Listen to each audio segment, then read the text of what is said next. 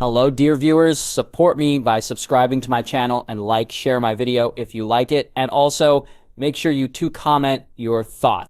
Now let's start the video. Black and crimson, pale and cream, green and bronze. She knew every contour of every angle of the prized possession of House Targaryen, every slight variation in the feel or color of their smooth shells. She knew the exact way to turn the forest green egg to show the most blotches of pure bronze. She knew how in the right light the cream egg became almost white, its golden streaks all the more radiant when it did so. The black egg, as fierce and foreboding as any inanimate object could be, held its own ferocious beauty in the brilliant streaks of red that engulfed it. And though she knew it had been petrified long ago, she could swear it held an unnatural heat when she held it close. They had been her fascination since she had been a small child, and all these years had not changed that fact. She would die before she would abandon them, so there they sat in a chest she held in her lap. She was deep within the safety of the Red Keep, surrounded by the high walls of Meager's Holdfast and hundreds of Targaryen loyalists, chief among them Sir Roland Storm of the Kingsguard, the brother of the dead lord who had nearly won her heart. But Daenerys didn't know what to feel. Her youngest brother was nearing to try and take the city, and by default her as well. She knew that was Viserys' intent. Her elder brother Aelor had tried to shield her from it. The intense obsession Viserys held for Daenerys, but a blind man could see it. He was of the traditional mindset, the mindset that likely would have seen married, while Daenerys and blessedly Aelor were not. Part of her wanted to hate Viserys, the man who had lusted and pined for her despite the fact that she didn't return the sentiments, the man that had murdered the suitor she had been so enamored with. Daenerys wished she could hate him, but no matter how hard she tried, the hate would not come. Every time the princess relived that moment on the beaches of Duskendale, when Viserys couched his lance upwards and Bryce's lifeless body flipped over the back of his courser, she was suddenly assaulted by images of she and Viserys when they were children. He'd always doted on her, bringing her whatever she wanted whenever she wanted it. He would play dolls if she so desired, sing off-key to woo her when she pretended to be a queen. He would even go around on all fours, neighing like a horse as she sat on his back and laughed until she could hardly breath. It had been a beautiful, wonderful time in both of their lives. The tears splattering against the black shell of the largest egg brought her back to reality.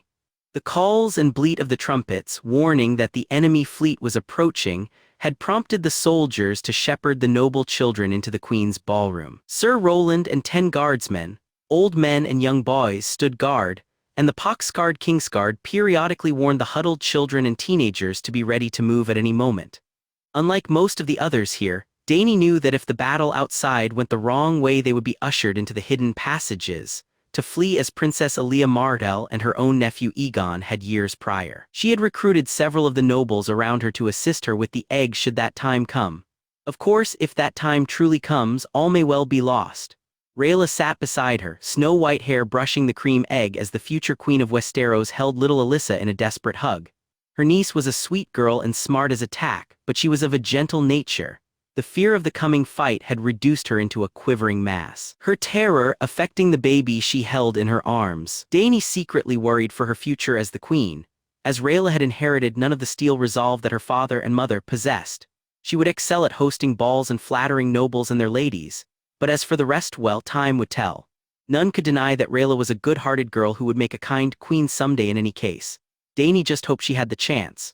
Her handmaiden Aemma Arryn settled in on Dany's other side, heavily favoring the Tullys in her coloring. 4 and 10, she was the eldest child of Lord Paramount Jon Arryn and his wife Lysa Tully, born a full 5 minutes before her twin brother Ardes.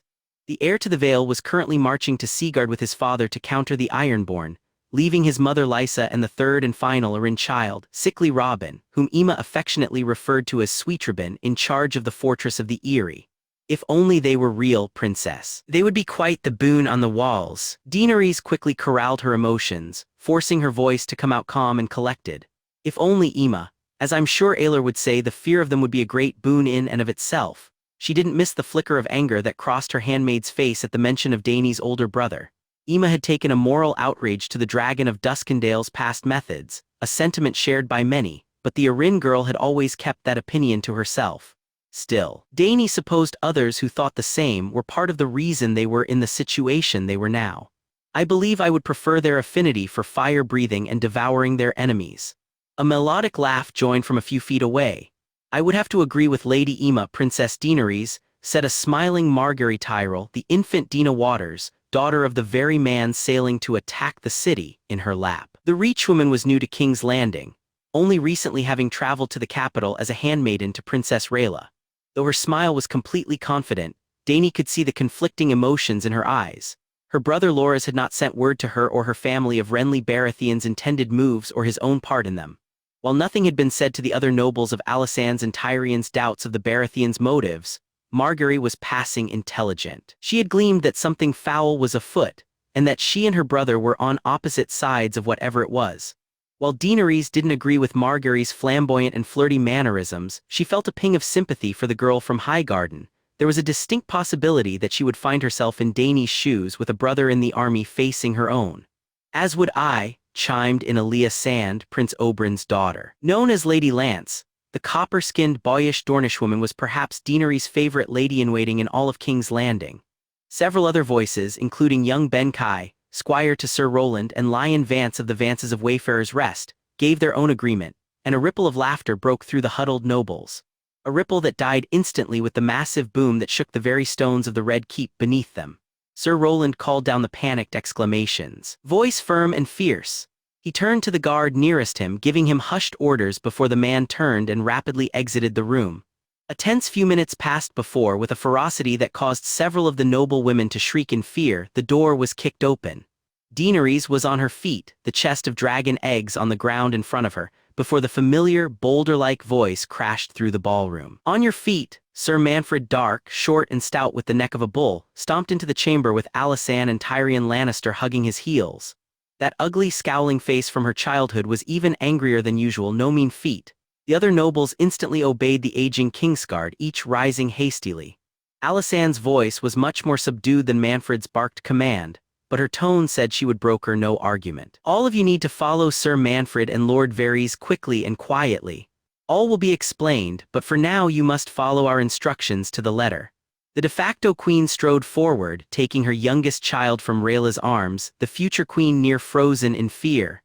Young Demon tried to rush towards her, but Aemma stopped him, stooping to comfort the little boy. The spider had materialized out of nowhere at the mention of his name, Manfred stomping to join him at the front of the rapidly forming procession of noble children and teenagers, while Sir Roland silently moved to take the rear.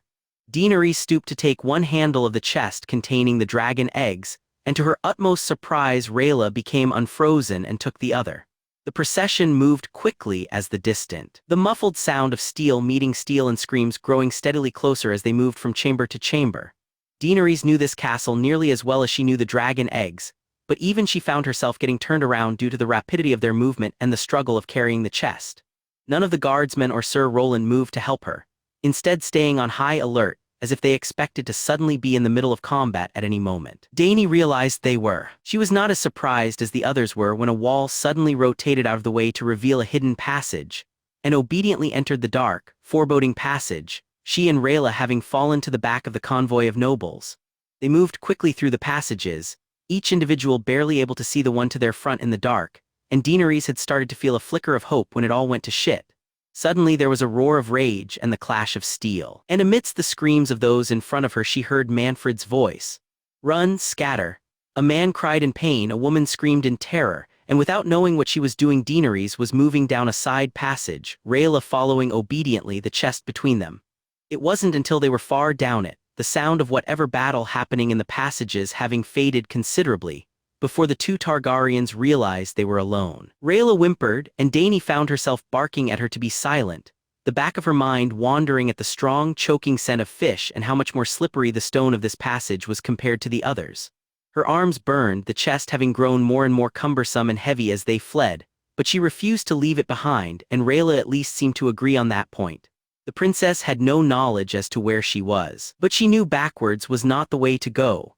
Dany's mind raced, trying to recall the mapping of the passages, both ancient and recently constructed at Aelor's order, and realized with a pang of desperation that it didn't help. They were truly lost in these passages, with no known way of escaping, and judging by the skirmish they'd just fled enemies somewhere with them. And then, as if all of that wasn't enough, they came across the body of a child. Her tiny throat slit in a grisly smile, her body soaked with both blood and the source of the scent. One of Varys' little birds, and oil, With a tremor of terror, Dany realized the plot. Turn, Rhaella, run. Yet before the two Targaryen princesses could even begin, the roar of flame and a sudden burst of light greeted them. As the fish oil coating the secret passage ignited, its steady flame rushing towards them. Both women ran, neither abandoning the chest either through sheer determination to not or being too terrified to realize how much it slowed them down. Back the way they came. Each adjoining passage they came across, Dany hadn't realized in the darkness how many there were, was likewise slowly being consumed in fire, flushing them towards the scene of the battle. She felt the heat on her heels, the light in the passage becoming more and more intense, and she knew without looking back that the oil was lighting faster than they could run. With a scream of terror, Rhaella fell, the chest hitting the passage floor and sending the eggs jostling across the burning floor. Daenerys stumbled forward as well, thrown off balance, and turned to help her niece. She turned in time to see Rhaella Targaryen catch alight, the oil that had soaked into her clothing from their flight in the passages bursting the cloth and silk and lace, catching her white hair and flawless skin, Rhaella's terrible screams overpowering the roar of the flame, the very stone itself seeming to burn. Daenerys knew it was over even as her own clothing caught flame. Aelor had once told her death lost its sting when a man believed without a doubt that he had met his own, and in a moment of clarity she understood perfectly what he meant. The Targaryen princess dove forward into the fire, feeling the flame engulf her, wrapping her arms around her dying niece and her dragon eggs as the blaze overtook all. Sir Manfred Dark was a failure. He had served Aelor Targaryen loyally, ever since that day decades ago when the young prince, 5 and 10 and still all arm and legs, had found him dying in a gutter of Duskendale with a blade under his ribs, and the blood of 3 of his attackers coating his hands mere days after the Darklands and Hollards had been exterminated.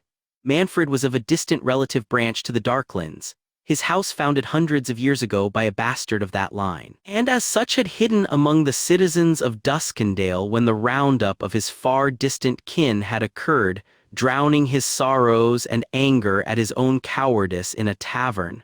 The fight he had picked had been a foolish one even for him, and it had nearly granted him the death he desired.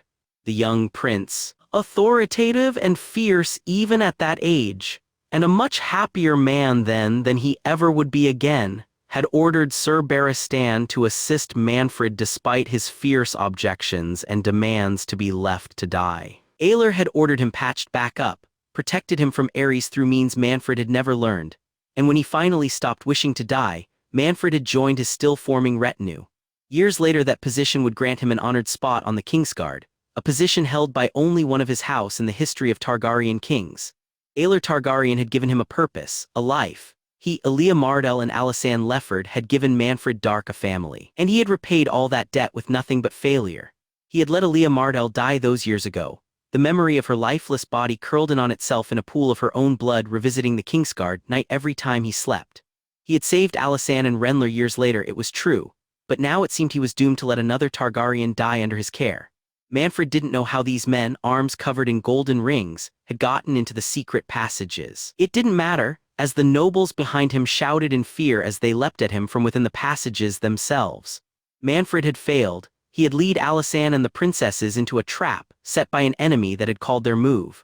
Men were pouring towards them, jostling with each other in the tight quarters.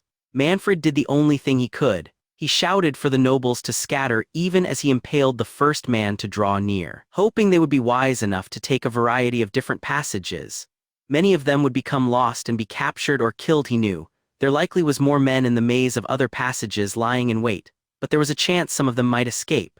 As they did so, their shouts and the scuffle of their feet scattering behind him, Manfred did what he knew he had to do. He became what he had always been jokingly called. He became a boulder in a river of enemy, holding them off as his family fled behind him. There were more men in these passages than the ones facing him, Sir Manfred knew, but he couldn't stop those. These, however, he had the ability to slow down, and slow them down he did. At most 2 could come at him at once, and Sir Manfred parried and struck and roared, buying time for the family he had failed to flee. He cut one's throat, smashed another's head to a pulp with his shield, called those still coming everything from liceny whores to sword swallowers to bloody stupid cunts as they clamored over their dead companions to come at him. He taunted, he fought, he spat and roared. The first blade slipped through his guard to dig into his shield arm, but still Manfred Dark fought on even as that limb went limp. The second burst into the gap in his armor at the thigh. But still, Manfred Dark cut its wielder's throat and stood like the stone he was as his lifeblood pumped out the room. Even as the passage, alight now with the torches of his foes, went dark again with the loss of blood, he stood his ground. His sword finally clambered from his numb fingers some time later, and Manfred sank to the ground as two swords were instantly sunk into his chest. Warriors slipped around him, giving chase to the nobles who had fled a second or minute or hour earlier. As the owner of one of the swords in his chest leaned forward to withdraw the blade, Manfred wrapped his sausage-like fingers around the man's throat, using his remaining strength to lock his strangling grip. The Lyseni flailed and pulled and panicked, but Manfred didn't let go even as he sank sideways to the ground, dragging the choking man down with him. He spoke through bloody lips one last time, spitting phlegm and frothy bubbles as he did so.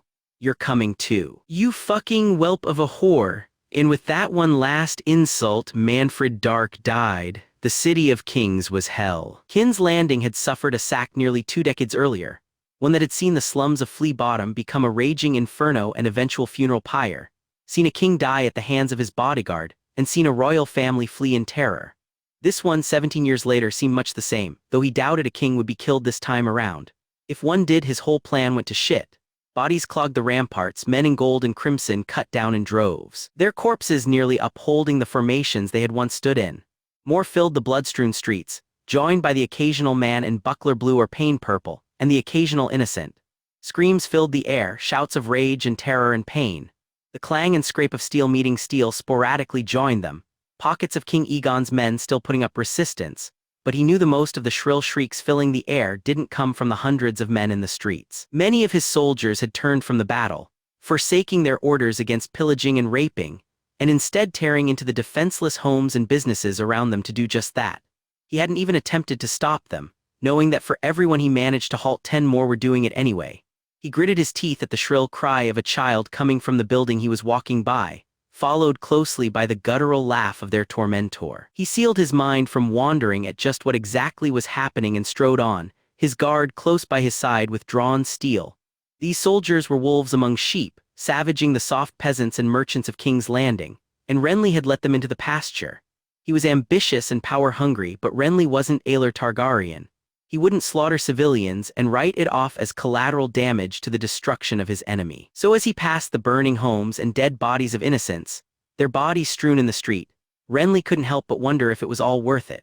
The future Lord of the Stormlands had nearly been knocked off his feet by the aftershock of the blast that had decimated the first dozen or so ships of the Golden Company, but he had seen to his relief the dozens more behind it start lowering boats full of soldiers, their men intent on landing farther up the beach, away from the roar of green flame. The smartest of King Aegon's followers had taken the shock and disarray following the explosion to flee towards the Red Keep, but there was a lack of sounds of battle coming from that direction, and Renly surmised that it had been taken. He was following well in the wake of the vanguard lead by Loras, the streets cleared of enemy soldiers long before he got there. And he had been told that there were additional plans as to how to tackle the keep if his men didn't gain access peacefully. As he neared, he found that to be the case, dead Targaryen men in heaping piles and the gates open and drawbridge down. His coup had worked, it appeared. Renly wondered why he felt none of the elation he had expected. As he entered the courtyard, he saw Loras arguing furiously with a tall man in Golden Company rings. As he approached, his lover's frantic words became clearer and clearer. "You set them alight. You fool, my sister was one of their number. I was promised her safety." The tall man, a commander it seemed, was unmoved. "I was ordered to enter the passages with my best men and kill whoever lurked there, as well as soak it with fish oil. If the false Targaryen family entered, I was to light that oil and drive them back into our custody. I had no orders to discriminate whom I was driving."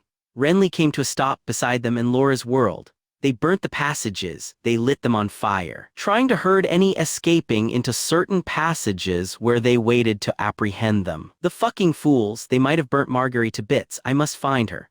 Renly couldn't afford to show too much affection towards Laura's pleas, but he spun on the captain of the company with more anger than he otherwise might have. "On whose orders did you act?" The man met his eyes evenly, unafraid.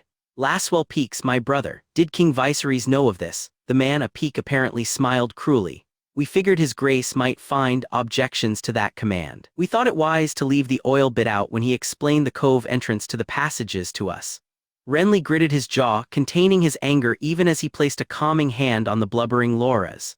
Did your plan at least work? The Lord of the Stormlands, soon to be anyway, felt a jab of pain at the betrayed look Loras shot him, but he kept his blue eyes on peak, noting how the man's grin disappeared. We captured several nobles hiding in passages after we cleared out the keep from the inside, and the fires burned out, a Vance and a Bulwer and a Sand among others, but we haven't found any live Targaryens. There were more tunnels, more than even King Viserys knew of, and we found several burned corpses. We don't know who is who yet. Renly didn't even try to stop Loras as he drew his blade and drove it into a surprised peak. That was not the agreement. The full weight of his actions crashed down on Renly Baratheon's shoulders. What have I done? Alysanne Targaryen nearly wept when Aemma Arryn arrived with Daemon and Varys. The fires of King's Landing were bright in the night sky as the survivors staggered into the hidden washout on a side creek of the Blackwater rush a mile from the taken capital.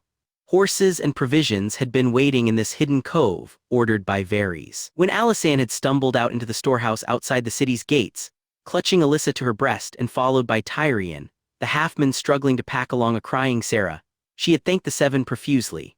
They had discovered the route more by blind luck rather than any memory of one of Aelor's newly constructed passages, both of them having mindlessly fled down the side passage at Sir Manfred's bellowed cry of warning. She didn't know where the big boulder of a knight was. He hadn't arrived. All the troops in the area were fighting or looting King's Landing, so making their way to this hideout had been relatively simple due to the darkness and cover of the thousands of fleeing peasants.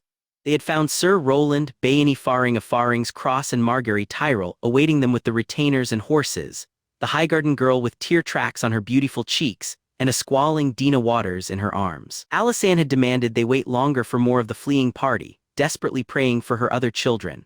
Those prayers had been answered in part when Aemma, clearly exhausted, entered the cove with her baby boy in her arms. "Are there others behind you?" Alysanne demanded of the spider when she finished clutching and fawning over her silver-haired son. Varys shook his head, reeking of fish oil. "I know of no others. They lit the passages aflame." Tyrion's voice was sharp and mean. "We saw that, eunuch. How did they infiltrate those passages?" The spider turned on him for the first time in Alysanne's memory, allowing some measure of emotion into his voice.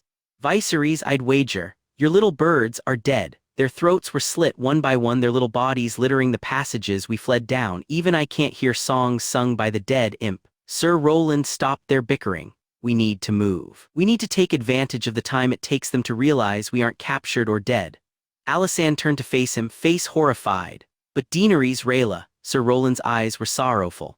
"I'm sorry, Lady Alysanne, but they ignored my order to follow me and fled down the very chamber the Golden Company entered. They're captured or—" "No," Alysanne nearly roared. Roland would tell her later that she had reminded him of Aelor in that moment. "I will not abandon them. We must ride, my lady. We need to escape while we can. My daughters are back there." Alysanne could barely speak, the knot of terror that something had befallen Dany and Rhaella in the confusion of the flight that she felt like folding in on herself and dying. Roland's voice still held sorrow, but it held no small amount of steel either. "They are captured or dead, my lady. There is nothing we can do about it now." Margaery spat a curse at the man who had lead her out of the passages, apparently forgetting in her anger that it had only been his memorization of the new additions built by Aelor that had saved them. "How dare you say such?" She was so engrossed in the following argument, Roland, Varys and Tyrion calling for hasty departures while the rest demanded they stay, that she nearly didn't notice her until she spoke. "I am sorry, mother." Alysanne turned at that sweet voice, and saw stumbling through the shallow sidewater of the Blackwater rush the pale form of Daenerys. Her heart soared as she charged towards her daughter in all but blood, so thankful of her life that she saw nothing else for a long moment. She pulled up short, however, when she realized what she was seeing. Her daughter was as naked as the day she was born, her hair burnt away. Her skin was covered in grim and dirt, yet none of it had so much as a single blemish. Author's note: it's not quite what I wanted, but it is what I'm. House Targaryen of King's Landing, King Aegon Targaryen nearing 19, no longer betrothed Princess Daenerys Targaryen nearing 17, not betrothed Prince Jaehaerys Targaryen nearing 17, not betrothed, heir to Iron Throne and Prince of Dragonstone Princess Rhaenys Targaryen 20, married to Willa's Tyrell House Targaryen of Duskendale Lord Aelor Targaryen 38, and wife Alysanne Lefford 35, Renly Targaryen 16, married to Miachella Langward, heir to Duskendale Aemon Targaryen 15, not betrothed, heir to Golden Tooth through Alysanne's father Lord Leo Lefford. Rhaela Targaryen 13, deceased Balon Targaryen 12, not betrothed Daemon Targaryen 6, not betrothed Sarah Targaryen 3, not betrothed Alyssa Targaryen infant, not betrothed House Targaryen of Summerhall King Viserys Targaryen 22 to 23, not betrothed, currently waging war for Iron Throne Dina Waters 1, not betrothed Daenella Waters 1, not betrothed House Arryn Lord Jon Arryn and wife Lysa Tully Ardes Arryn 14, not betrothed, heir to the Vale Aemma Arryn 14, not betrothed Robin Sweeterbin Arryn 9, not betrothed House Stark Lord Eddard Stark and wife Catelyn Tully Lyanna Stark 34, not married, mother of Jaehaerys Targaryen Robb Stark nearing 17, not betrothed, heir to the North Sansa Stark 14, not betrothed Arya Stark 12, not betrothed Brandon Stark 11, not betrothed Rickon Stark 7, not betrothed House Tyrell Lord Mace Tyrell and wife Alarai Hightower Willas Tyrell 24,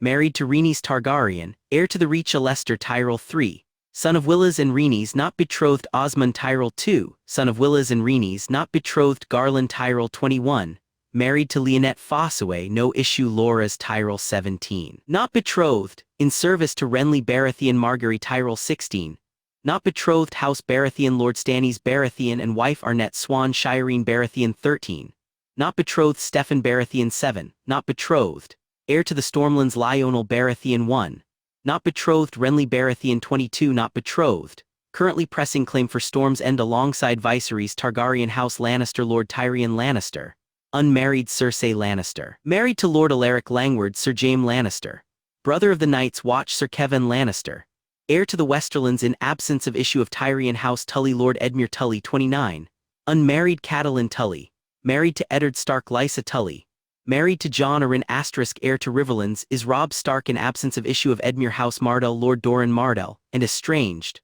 wife Melario of Norvos Princess Arianne Mardell 23, not betrothed, heir to Dorne Prince Quentyn Mardell 19, betrothed to Gwyneth Ironwood Prince Trystane Mardell 16, not betrothed Queen Alia Mardell deceased, mother of King Aegon Targaryen and Princess Rhaenys Targaryen Prince Oberyn Mardell and paramour Ilaria Sand Oberyn's bastard daughters the Sand Snakes, Obara, Nymeria, Tyene, Sorella, Alia Obella Doria and Lorza House Greyjoy Iron King Balon Greyjoy and wife Alanis Harlaw Prince Roderick Greyjoy slain by Lord Jason Mallister of Seaguard Prince Meryn Greyjoy 30, married to Gisela Goodbrother, no issue, heir to Iron Islands Princess Ashag Greyjoy 25, not betrothed Prince Theon Greyjoy 21, not betrothed Victarion Greyjoy, brother of Balon, wives are deceased, no issue Euron Greyjoy, brother of Balon, not married. End of index. Not gonna lie, that was a lot of fun to make. Simultaneously to those realizations was the one that Rhaela was not with her. Alysanne felt the choke of fear again. Rhaela, Dany shook her head absently. She's gone. The grief Alysanne Lefford felt was so great that she collapsed to the ground, tears she had left unshed pouring out of her in soul-wrenching sobs. Her daughter, the future queen of Westeros, dead. She didn't know how long she stayed there sobbing before something cold nuzzled her face. She looked up into the reptilian eyes of a tiny dragon. Hundreds of miles north, 7 Targaryens jerked awake. Let me know if I miss someone major. Anyhow, the stuff below was meant to be a short thing that gave me a platform for the above information, but it ran away with me. Check out the second author's note at the end of the chapter, you'll want to. As always, I hope you enjoy and review this update. She's dead. All these years I've taken for granted that she would one day be my queen, and now she is dead. King Aegon Targaryen, 6th of his name, sat with his head in his hands, elbows braced on a small table in the king's tower at Castle Black. Out of the window on the wall facing him he could see both the gate and bottom of the stairs going up the wall. He'd been the first king in over 100 years to stay in the 100-foot-tall tower. Aegon had noticed as soon as he'd stepped through the oak and iron door how clean the tower had been scrubbed, clearly having been gone over immaculately since the Night's Watch received word of his imminent arrival. Aegon hadn't loved Rhaela by any means. She had been a sweet, kind girl whom he had been raised with since he was 5 years old. Although he had always known she was to one day be his queen, it had still been difficult for Aegon to not see her as a sibling as he did her elder brothers. I suppose that wouldn't have been too terribly amiss, what with our family history. He remembered how confused he had been as a boy, when he'd read of the Targaryen custom of brothers marrying sisters. Shouldn't that mean he would one day marry Rhaenys, not Rhaela? His uncle had put those questions to rest in a way that would soothe a child, and it wasn't until years later that Aegon learned Aelor believed the incestuous couplings of their ancestors, including his own mother and father, the reason so many Targaryens went mad. Aegon was prone to agree. Aelor was self-admitting proof of it himself. A marriage between cousins, however, was commonplace in Westeros nobility, even in houses who didn't have three-headed dragons on their banners, and Aelor hadn't entirely foregone the idea of keeping the blood of old Valyria as pure as reasonably possible. So Rhaella had been raised from birth to one day be the Queen of Westeros, a position her mother had unofficially held for years. And Aegon had been encouraged to always treat her as a betrothed. He didn't realize how much he had taken that for granted, the wholehearted acceptance that they would one day be married whether they wanted it or not. Now she was dead, burned to death in the same passage his birth mother had once carried him through to safety. Dead due to the machinations of the uncle he had exiled and indirectly empowered. Dead due to Aegon's inability to do what needed done. I should have killed Viserys then. I was weak when I should have been strong. I was Aegon when I should have been Aelor. The ravens and messengers had come within hours of one another, great flocks of them from seemingly every noble house south of the Neck, telling their stories of the hell the city of his birth had become. They'd received words of the Ironborn weeks prior, of their pillaging along the eastern coast, but his advisors both here at the Wall and back in the heart of the Seven Kingdoms had urged him to remain in the north, as they had the Ironborn horribly outnumbered and men like Jon Arryn and Jason Mallister were perfectly capable of handling the situation. Aegon would have ignored that and rode south anyway if not for the things he had seen. The men of the Watch had been hesitant of taking a king ranging what with the wildlings and other hazards, but Aegon had been adamant and they knew better than to deny him. He hadn't been in a skirmish as his uncle and cousins had reportedly been, a fact that rankled him, but he had ridden days north of the Wall and seen something that scared him far worse than the Ironborn had. 100,000 men, women and children were hard to hide. Aegon, Sir Barristan and his Night's Watch escort has sighted them in a distant valley from a ridge named this, that, or the other. They had stretched nearly as far as he could see, an ocean of wildlings descending on the Wall. It had been as close as the Rangers had taken him. It had been close enough. 12 hours ago Aegon Targaryen would have told you nothing would move him from his spot defending the Wall. Now, however, the bustle of men and horses preparing to move could be heard outside his tower. He would forever be thankful for Aelor's decision to build more passages and for Viserys' disregard for learning about them, for it had been all that saved his aunt and the rest of his family. The preparations made by Alysanne, Tyrion and Varys had allowed them to escape to Rosby, from which a fishing boat from a nearby village had been sent on to Rook's Rest, and the fastest of the ships docked there had been sent to Eastwatch by the sea, dodging the ships of the Golden Company. Another of the endless ravens had been sent from Cotter Pike at Eastwatch, and with it the letter. The message from Alysanne had been brief and to the point, and Aegon couldn't help but think she had left something major out, though he had no knowledge as to what it might be. The calligraphy in Alysanne's steady hand informed him of the successful escape of Daenerys, Lord Tyrion and the others, as well as the death of Rhaella. She also mentioned those who hadn't made it to the mustering point. Elia Sand, Sir Manfred Dark, and perhaps most devastatingly Miachella Langward, who was apparently pregnant with Renler's bastard. Wise of them to create the story of a hasty marriage. I'll have to commend her if I ever see her again. The Seven, I hope I see her again. Atop the pain of Rhaella's death was the fear for the rest of his family. There were no loyal men to protect them from Viserys and his army, all of them by the design of his youngest uncle, or at least his advisors, hundreds of miles away preparing to ransack the Iron Islands. While they certainly had known of Viserys' invasion for days now and were undoubtedly moving to counter the threat, Aegon knew full well that Viserys would stop at nothing to track down his sister and the rest of the family who had loved him so. It was why they hadn't fled to Duskendale. It was both the obvious choice and farther than Rosby, and the Golden Company fleet had undoubtedly instantly sailed there at the discovery that the royal family had escaped. Alysanne was fully aware of their danger. Lord Tyrion, stubborn in his role of regent, had ridden towards Seaguard to meet with whatever army he came across first. Alysanne and the others had barely stayed long enough for her to pen the letter before they had ridden towards the Eyrie. Aemma Arryn was among those with his family, and she was to get them access to the impenetrable castle in the Vale. Lord Giles Rosby, too old and ill to have traveled with his men to the war in the west, had offered the rest of his household guard to escort them, despite the likelihood that his hold would soon be assaulted. It was a long way to go with a high level of risk. For all they knew, the very message Alysanne had sent might be intercepted, but it was their best bet. Aegon had sent a detachment of his best riders on his fastest mount south with Sir Arthur Dayne to try and link up with them, but he knew it was unlikely they would before Alysanne and the others reached the Eyrie if they made it that far. While Sir Arthur could move faster with his riders than Alysanne could with the women and children, they had many more miles to cover in harsher terrain. Still, Aegon had to do something. His kingdom was falling apart, and he was too damn far away to do anything about it. He had sent orders for Aelor to take command of the Targaryen forces at Castle Black. He had left out word of Rhaella's death. Aegon meant to march south with a clear head, to handle this as a king would, not with the blind hatred Aelor was sure to bring. He knew in his heart Aelor would likely follow anyway, but he had ordered nothing of the princess's death to be mentioned before Aelor arrived here at the center of the wall. He hoped his uncle would realize that a true threat resided on the other side, though he doubted the man would. Still, he intended to be far south by then. Aegon also knew in his heart that this was the action of the jealous boy he still was inside, wanting to handle this direct action over the defense of a wall, but he had justified it to himself so much he had started believing it.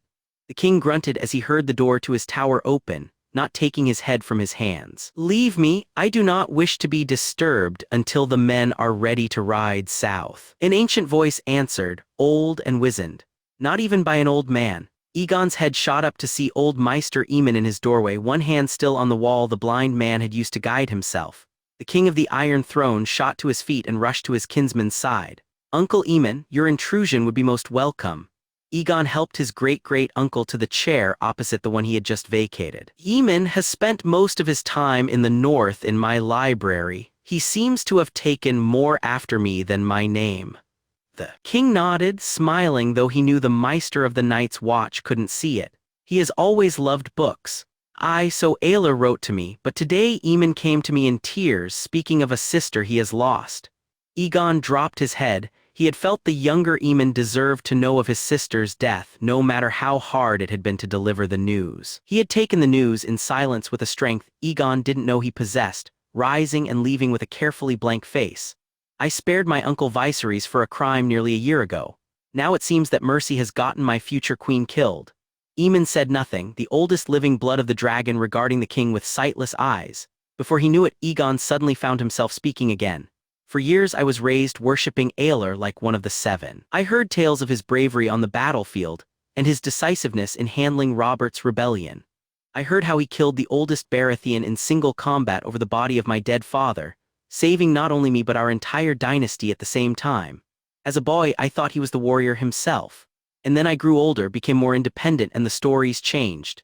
Instead of the praises sung by me seeking his favor, I heard the atrocities he committed. How he burned a city to the ground, not caring if there was innocence left inside its walls.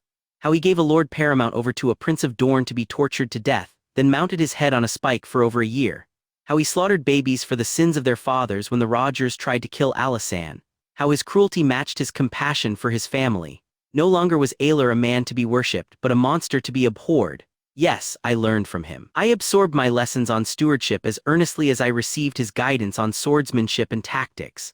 I hung at Aelor's heels, desperate to earn the respect others held for him, and then realized that respect was brought more from fear than anything else and began plotting to earn it through other means. I told myself I would be a better man than my uncle is, that I would not kill so wantonly, that I would rule with a just hand. I told myself I would be a better man, a better ruler, just and kind and loved by my vassals. I told myself I would be everything my uncle was not. Aegon found himself on his feet, staring out the window overlooking the gate as his hands gripped the sill with white knuckles. And in my effort to be so, I made a weak decision that ended in the death of my cousin, the sweetest child the Seven had ever graced Westeros with. In my jealousy to be anything but Aelor Targaryen, I became a fool who allowed a murder go unpunished. Aegon chuckled darkly. I succeeded in one thing at least. I am certainly not my uncle. He would have executed Viserys and none of this would ever be happening.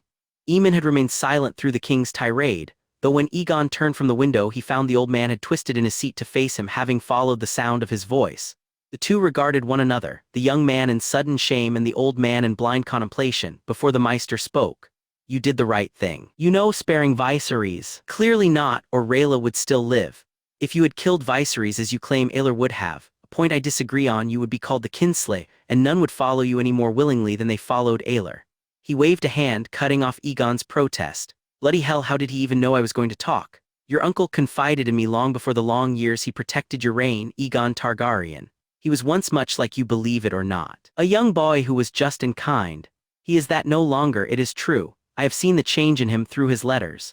The stories of your uncle's valor are every bit as true as the stories of his atrocities. They are who he is, just as you are who you are. The old man reached his hand out and Aegon went forward to take it. With surprising strength the Maester pulled Aegon down close to his face, leaning close to talk in his soft voice into his young kinsman's ear. Justice and kindness are not sins any more than they are virtues. A king rules as a king must. There is no written book of rules, no instructions on what makes a great king. A great king takes what is thrown his way and he overcomes it. You have done all you have known to do, but now you must do what must be done. The Maester released his grip, though he had not finished speaking. You are a young king who has had the virtue of time to be a boy, but now that time is over. You have the potential to be the greatest king since Jaehaerys the Conciliator, but not by becoming your uncle. You have to be the king you are inside. You have to be the man you are inside. I will tell you the same thing I told your uncle Aelor during the rebellion. Kill the boy, and let the man be born. The wind and snow were only half as cold as his father's voice. I don't care if there is a storm coming, we leave now. The stable master of the Night's Watch, Galen or Gaillard or some such, was walking a fine line of disfavor with the dragon of Duskendale, and the quiver in his voice betrayed that he knew it.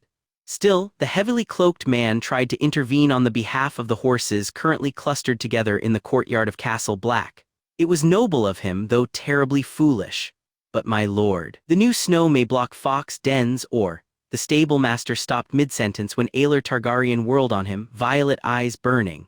I am fully aware of the dangers to my horses, stable master Garth. If they die in this storm from exposure or a misplaced step, I'll be afoot, and that doesn't bode well for my speed in returning south now, does it?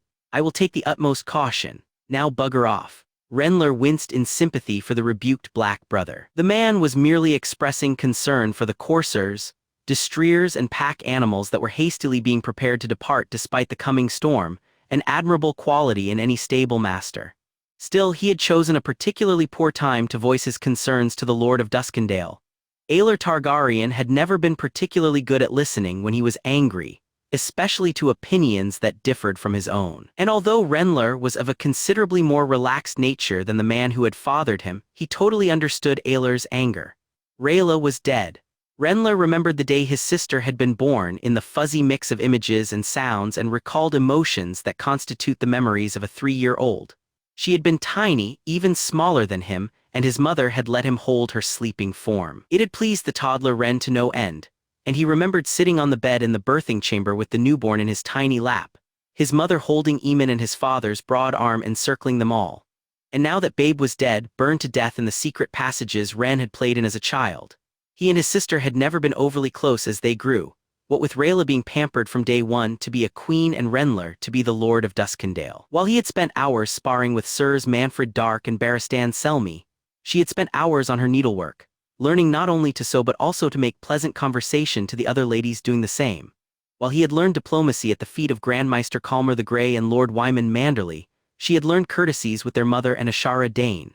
Still, despite the few similarities they shared in either education or character, she had been his sister. For a decade, she had been his only sister. And his uncle had killed her, the same uncle who had tickled them when he was small, been Daenerys' courser in Kingsguard, and allowed Ren to win in clumsy sparring matches when Ren could barely pick up a wooden blade.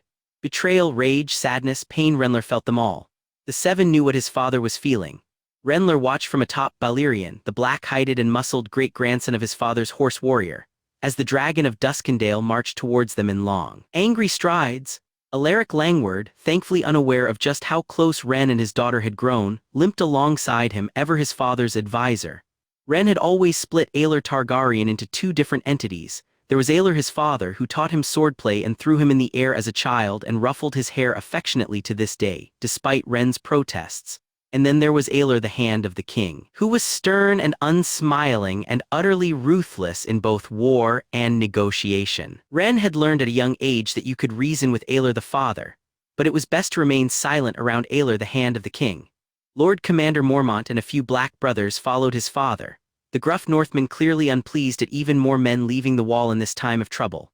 Aemon, the brother not the old uncle, were also walking across the muddy courtyard, dressed heavily in furs along with Jaehaerys, who had gone as pale as the falling snow. His closest sibling in both age and heart had remained behind when Balin and their father had traveled to the Nightfort some weeks ago, burying himself in the library of Castle Black with a relish for learning Renler had never shared.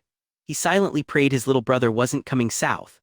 While there was certainly an enemy in the north as well, the blood Renler had shed and the wildling girl Ymhari's had captured proof of that. The chance of another battle soon seemed low. In the south, however, it was guaranteed, with the Ironborn and Viserys running amok over their homeland. Aemon was bookish and frighteningly intelligent, but he was no warrior. Ren prayed their father realized that in his wrath. As the group neared, Ren heard Mormont's gruff voice over the howling wind. "I am sorry for your loss, Prince Aelor, but your men are needed here." His father's voice was in turn sharp and cold, and it was clear to Ren that his mind was settled on the matter. "Which is precisely why I am leaving the vast majority of them here under my nephew's command, Lord Commander Mormont. You still have thousands of troops and a 700-foot-tall wall. You can spare my retinues and I." Ymhari's cut in, voice concerned and eyes fixated on the man he had hated mere months ago. "Uncle, I am not suitable for this position." Aelor snorted as he waved his hand to Balin, who instantly brought Old Warrior forward, the beast's breath billowing into the cold air in great clouds of steam. "You are suitable if I say you are suitable, and I say it. I have no experience leading men, no." Aelor turned to him, and the procession stopped as he did. Renler had desperately tried to learn whatever skill his father had for completely taking over a situation, and to his chagrin he had never mastered it. "Lord Commander Mormont will advise you as well as obey you as a prince, as will your uncle Meister Aemon and Sir Boren. You are far from along Ymhari's. What more, you have been trained nearly since your birth for command. You've learned swordsmanship under Arthur Dane and Barristan Selmy, stewardship under Calmer the Grey, and tactics under Randall Tarley. That, and you have been bloodied, accounting well for yourself in the skirmish outside the Nightfort. And above all, you are a Targaryen. All of your life has built you up to this moment, now you need to seize it." His father swung onto Warrior's massive back, taking the reins from Balin so his third son could mount his own stallion. His face was still masked in a cold scowl, though it softened slightly when he glanced at Aemon. "Are you sure, son?" The young Targaryen nodded. "I will be of no use in the south, here. Sam and I may be able to find something that will turn the tide in case of." His brother trailed off, and their father nodded in understanding. Ren felt himself straighten when his father sat up straight in his saddle, turning to face the men of his retinue who had finished packing provisions for the ride south. They were few as far as war parties go, roughly 100 of Aelor's meanest and most deadly fighters. The levies were to remain at the wall with Ymhari's, as Aelor intended to overtake Aegon and his army as well as mass with the moving armies in the south. That left Aelor, 2 of his sons, Lord Alaric Langward and near 100 knights and cutthroats to ride south after the king who had so callously left them behind, and the pretender who had provoked the dragon's wrath. His father's voice was authoritative and booming. "Prince Ymhari's has command at the wall. We ride." And with the sound of howling wind and creaking tack, Aelor Targaryen rode to war. He had thought his victory would make him feel invincible and powerful, but it had instead left him angry and hollow. Viserys had never seen battle, though he had heard the roar and inhumane screech of it clearly when the Lions of Lannister had invaded his home as a child. Most of his youth had been spent in times of peace, caring for his sister and suffering through the lessons his brother insisted he take. It had spent in this very city, the city where he had been born. The city that now burned. The battle was long over by the time Viserys made landfall. He had chafed at being kept from the fray. Aelor would never hang back while men died for him, and while Viserys knew he wasn't his brother, he certainly wasn't a coward either. But his advisors had insisted he do so until they at least made landfall. It had proven a wise decision, as Viserys had watched from behind as at least a dozen of the lead ships and all the men on them, among whom he would have been had he had his way, exploded into the green flame that had made both his brother and his father infamous. Laswell Peake, the man who had taken Viserys from his exile and made him a king, had gone to ashes in that blast. The streets were still clogged with bodies, most in gold or crimson and black, smoke heavy in the air as a fire or fires had started and been beaten out. Viserys rode over the drying blood and age-old filth, atop a brilliant white stallion. It was a magnificent mount befitting a king to be sure. But Viserys silently found himself missing the black-hided beast he had left behind when he had been forced from Westeros by his cursed nephew. The bloodline of warrior made for unparalleled beats of war, but Viserys supposed this was more for show anyhow. Alester Strong, his squire/bodyguard, rode beside him on his left, Captain General Harry Strickland his other. An honor guard rode to the rear and front. Though Maelo Jane had methodically combed the city for remaining Aegon loyalist in the hours since the Red Keep had fallen, Viserys quietly hoped a danger would appear. He was itching to test his skills in true battle, and the blade at his side made him feel invincible. The Seven had certainly deemed him the true king of the Seven Kingdoms. It surprised him, considering he had never given a whit about them before nor they him, but he had no doubt of their blessing now. He possessed Blackfire, the blade of every Targaryen king until Daeron the Good and the wars fought after that succession. He, Viserys Targaryen not Aegon Targaryen, wielded the blade of Aegon the Conqueror and Daeron the Young Dragon. Even as he rode up the hook towards Aegon's high hill, he let his left hand stray to the hilt of the blade on that hip. The hand-and-a-half longsword had a smoky black blade, its pommel with a ruby in its center. When Viserys laid his hand to its worn grip, he swore he could feel the power of the Targaryen kings, both good and bad, who had wielded the mighty weapon. It made Viserys feel powerful, confident, and in command. It made him feel kingly. The members of the Golden Company had bestowed it upon him on the eve of assault, and Viserys in his joy had taken both Solara and Leela's with a ferocity he hadn't known he possessed. It had been one of the finest moments of his life. Holding the blade of his ancestors as he sailed forward to claim his kingdom and his bride. Except he had claimed neither. Not even Blackfire could abate the anger he had felt when he had been informed that Alysanne and his nieces and nephews, and Daenerys, had evaded his grasp. The Red Keep had taken the longest to fall, though fall it had. If not for the secret passages and the men who had infiltrated the castle through them, Viserys had no doubt they would still be battling for it at this very moment, in the early morning light of this new day. Still, the battlements and courtyards left no doubt of the ferocity of the fighting that had taken place there. Viserys rode through its gates into its carnage, though men were even at this moment moving to clean the bodies and gore from the cobbles and red stone walls. Renly Baratheon awaited him, taking a knee as any good vassal should when Viserys swung from his horse. "Your Grace, the city is yours." Viserys tried to keep his voice calm, tempering his anger at the youngest of the Baratheon brothers' incompetence with the knowledge that without him King's Landing would likely not have fallen. His voice came out forcibly cheery as he waved for the stag to rise. "So it is, Lord Baratheon, though it appears Alysanne Lefford and her spawn are not, nor is my sister." Baratheon kept his face emotionless. The keep was taken in quick order, though pockets of resistance lasted for a long while. Many nobles escaped through the tunnels, among them Lady Alysanne and her children. "I had men in those tunnels. Are you telling me they waltzed right through them?" Franklin Flowers, who had alongside Pykewood Peak been in command of the men infiltrating the secret passages, spoke quickly. "There were more tunnels than the one you used, Your Grace." Viserys' face twitched at audacity of the bastard of Cider Hall. Still, he kept his voice calm. "I warned you that was the case." "Flowers," Baratheon cut in, his voice full of anger. "They lit fire to the tunnels, Your Grace, to smoke the nobles out. They have found several bodies." Viserys felt a rage unlike anything he had ever felt before, intertwining with a fear of the same magnitude. Not even the anger he had experienced when that imbecile Bryce Caron had courted his sister came close. "You risked my sister's life, the very woman who will be your queen, on whose orders, on whose orders?" Flowers fell into full self-preservation mode. "Pykewood Peaks, Your Grace. I tried to warn him off it, but the man would not listen." Viserys saw that for the lie it was, and it must have flashed across his Valyrian features, for Flowers took a step back. The small part of his mind not taken with anger and fear rejoiced that he could make a man such as Flowers, a seasoned and malicious killer, so afraid. "We have confirmed that none of the bodies belonged to Queen Daenerys, Your Grace, though I admit some were burned badly." Viserys whirled on the assembled commanders and men in the courtyard. "Where is Peake?" Baratheon answered him. "Dead, Your Grace. My man Loras Tyrell has already executed him for his stupidity." That mollified Viserys slightly, though he turned back to Flowers with ferocity. "Are you certain my sister was not harmed?" The bastard hesitated, and in that hesitation Viserys nearly killed him. But Flowers dropped to his knees, and produced from a pocket of his shirt a scorched necklace of steel and silver, half melted in places, though the brilliant sapphire in the center of its charm was still clearly visible. Viserys instantly relaxed at the sight of it, though a great pain, and much as he loathed it, guilt burned through him at its sight. Only one body could have belonged to the future queen, Your Grace, and this was found alongside it. Viserys took the scorched chain and charm from Flowers' fingers, remembering all the times he had seen it around his niece's neck. His voice was soft even to his own ears. "The body did not belong to my sister, lucky for all of your fates. This belongs to my niece, Rhaella. At least it used to." He possessed no hatred for Rayla. She had been a kind, sweet child who had tried her damnedest to include her older, more jaded uncle in everything she could.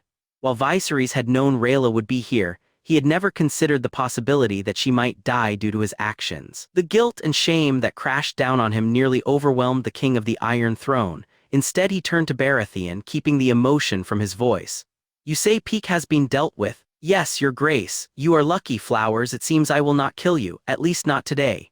Mind still reeling from what he had done, he tried to think of what a king would do next. Only one thing came to mind. "Since you have allowed nearly every noble you were ordered to bring to me escape, pray tell, who did you capture?" He was brought to a corner of the courtyard where 10 or so figures sat huddled despite their high birth. He saw among them one of Oberyn Martell's bastards, as well as the daughter of one of the Riverlords, though he couldn't recall her name.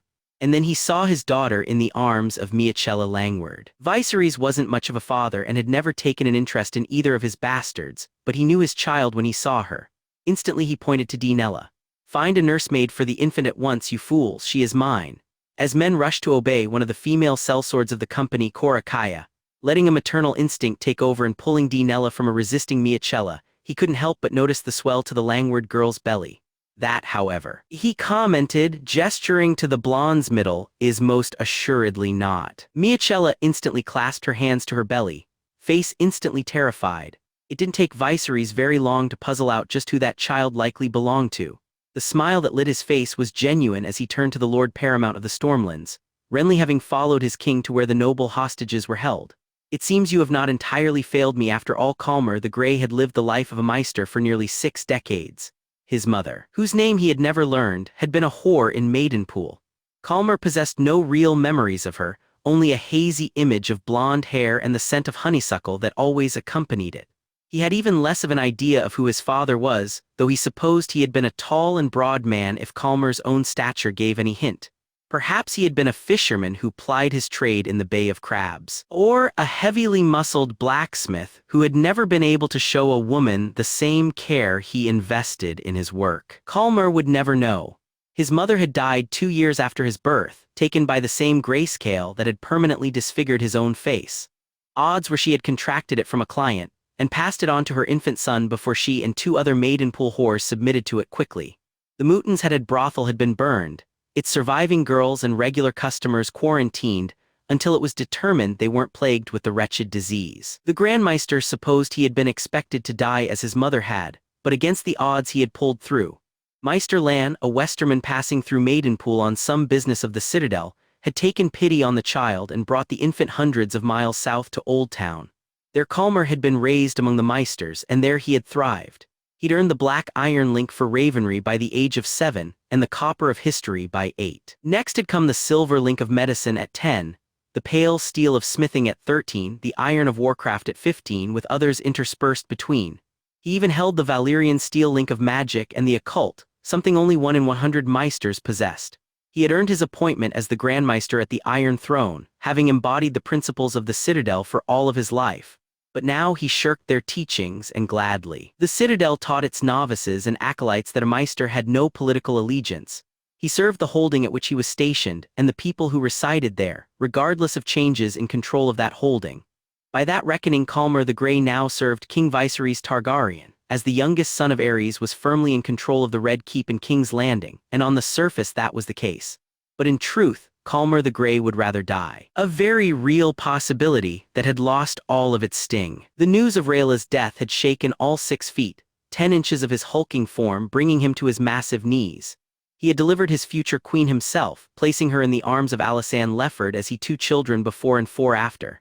Citadel teachings be damned, he had loved the princess as if she were his own. And now she was dead, and the man to blame for it had ordered an armed guard on Calmer at all times. Viserys had never taken a shine to Calmer. Despite the years of lessons and the dozens of childhood injuries Calmer had patched up, it hadn't bothered the Grandmeister, as the eccentric young prince never took a shine to anyone other than Daenerys. Still, despite knowing his love for Aelor and his children, the self-styled king of the Iron Throne hadn't had anyone to replace Calmer as messenger and scribe, and none in the Golden Company were near his talent as a healer. So Viserys had kept the hulking man in place. Viserys, or one of his advisors, anyway, had been smart enough to assign a man to not only escort Calmer, but also another to double-check what Calmer wrote in the letters and to ensure they were sent, but they had no way of knowing if they were sent to the correct places. They weren't. Messages meant for houses with potential blood debts against Aelor were instead sent to houses thoroughly tied into Aegon's reign. The letter demanding Aelor trade himself for Miachella and her unborn babe had been sent to Riverrun to alert the loyalist armies massing there of the situation. Calmer knew he wouldn't be able to keep it up for long. Another man to replace him was likely coming, but he did what he could while he could, which is why he was steadily making his way towards the chambers where Miachella was held. The guard assigned to him had been selected to do so completely on physical size. The copper-skinned Dothraki was nearly as tall as Calmer and just as broad, his ham-sized hands constantly hanging near the long, curved erratic on his hip. The Grand Maester was certain if it came to a fair fight, be it weapons or bare knuckles, that the horse warrior would handily break him in too. Calmer, for all his size, was a teacher, not a warrior. And he was an old man to boot. But what the Dothraki possessed in strength he lacked in intelligence, and Calmer had no intention of fighting fair. Wrong way, the Dothraki grunted. His grasp of Westerosi was limited, Calmer had gathered. And though the Grand Maester spoke fluent Dothraki, he had no intention of letting the Horse Lord know that. The king asked me to ascertain the pleasure and luxury of his most esteemed guest, Lady Langward, my respectable imbecile. She is late into the stages of pregnancy, you know, and the appalling lack of midwives and competent healers to attend her through this problematic time is disgraceful. Our current direction is the rapidest way to her horrendously bare arrangements. The Grand Maester turned with an affable grin, and was inwardly delighted at the look of utter confusion on the Celarac's face. In the 2 days since Viserys had taken the capital and the brute had been his guard, the disfigured loyalist had taken a deep pleasure in using the most outrageous and confounded vocabulary his extensive years of study had brought him. The scowling Dothraki captor was still trying to ponder out what Calmer had said when the Grand Maester arrived at and promptly opened the door to Miachella's chambers. While Viserys had seen her as the bargaining chip she was, he had still awarded her chambers befitting that of both a noble and a pregnant woman. The bed was large and soft, the chambers clean and open, and there was no sign of the meal she had eaten just that morning. Evidence that whatever maids Viserys had assigned to Miachella were quick and efficient. But a luxurious cage was still a cage, and that showed clearly in Miachella's face. The daughter of one of Aelor's closest friends had been a common presence in King's Landing, accompanying her father in his frequent travels from Brindlewood to the capital and befriending both Daenerys and Rhaella and Renlyr in those trips. Outside of his wife and Barristan Selmy, Aelor trusted no one alive more than he did Alaric Langward, and quite often he called his former squire to King's Landing to serve as an advisor. Due to these close proximities, Calmer had grown accustomed to Miachella and her personality, and it took him just one look now to know her situation was wearing on her. The wear of stress was clear on her height-cheekbomed face, her long golden hair having lost some of its luster. Her arms seemed to constantly be wrapped protectively around her belly, which grew more swollen with each passing day. Calmer knew the constant fear she was living in couldn't be healthy for either the infant or its mother, and a stab of concern went through him. Despite her clear constant worry, Miachella gave him a small smile. Grand Maester Calmer, it is good to see a familiar face. He conducted a short bow, striding a few more steps into the chamber after doing so. Lady Targaryen, it does me good to see you well. As he came to a stop a few feet in front of her, his hulking escort standing apprehensively in the threshold, he lowered his voice to a low rumble. How is the child? Miachella instinctively matched his tone, looking down at her protruding belly and running a hand protectively over the Lannister crimson dress covering it. I feel him move more and more often these days. And how are you? Miachella hesitated a moment before fixing her stare pointedly at the floor. I am better than Rhaella. The statement nearly buckled the big Maester, even as it fortified his resolve. And you will remain that way, my lady, I assure it. He raised his voice back to its normal booming volume, though he doubted the Dothraki had much knowledge of what was being said.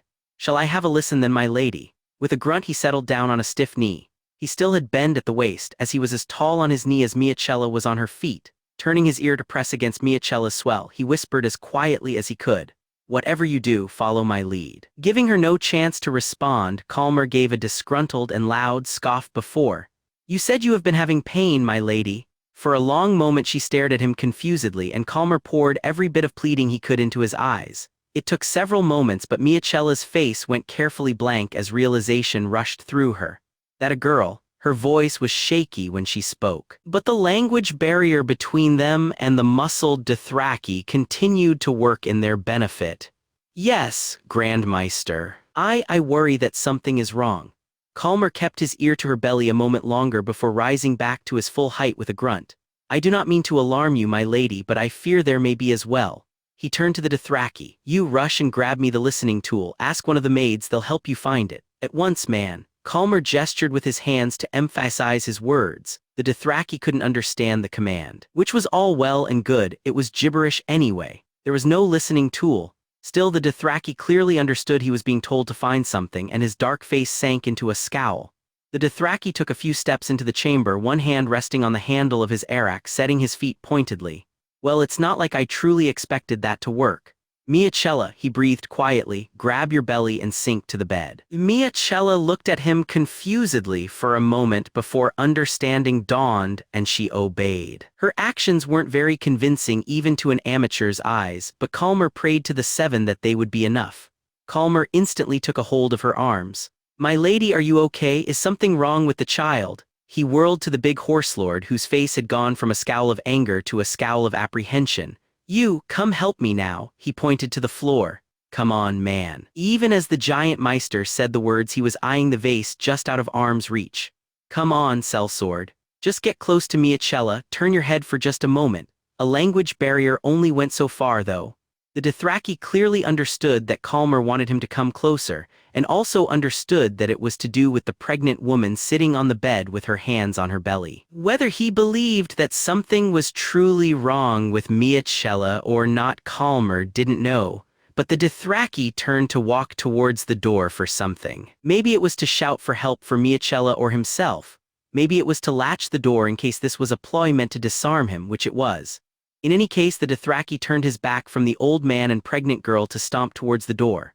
Well, at least he turned his back. While he didn't like the Dothraki being that close to the door and having so much ground to cover, Calmer the Grey knew he wouldn't have a better chance than this. Moving quicker than his old bones had in years, Calmer had the vase in his hand and took 3 long steps towards the bodyguard. The Dothraki hear him at once, and had spun halfway around before Calmer swung the vase with all the strength his form had. The blow took the horse lord on the temple, sending the Cellarak reeling to the side as the vase, blue and white, much too pretty for such a primitive use as a club, shattered, sending chunks of pottery tumbling to the floor. Calmer expected the Dothraki to follow them. He didn't. The heavily muscled Esossi staggered sideways, big shoulder crashing into the wall of the chamber as he let out a grunt of pain. Even as he caught onto the stone to steady himself with one hand, he drew his erratic with the other, eyes, though slightly unfocused from the blow, promising to rip Calmer in two. Well, horseshit. This wasn't part of the plan. Calmer only stared dumbly for a moment as the Dothraki, who should by all means be unconscious on the floor at this moment, rallied himself from the wall, shoving off as he raised his erratic and took a stumbling step towards the Grandmeister. Miachella screamed, an understandable reaction though quite unfortunate since this needed to be a quiet escape, and Calmer stumbled back in reaction. It saved him in that the erratic didn't cleave him in two, but instead bit into his left arm, slicing clean down through his upper arm as if the Grandmeister's arm was made of parchment instead of muscle and skin. Calmer added his own roar to Miachella's scream as the blade cut deep, crashing backwards into the small table he had snatched the vase from. The Dothraki, blood trickling down his temple, took another step towards Calmer, this one much more steady than the last. He was already shaking off the effects of the blow.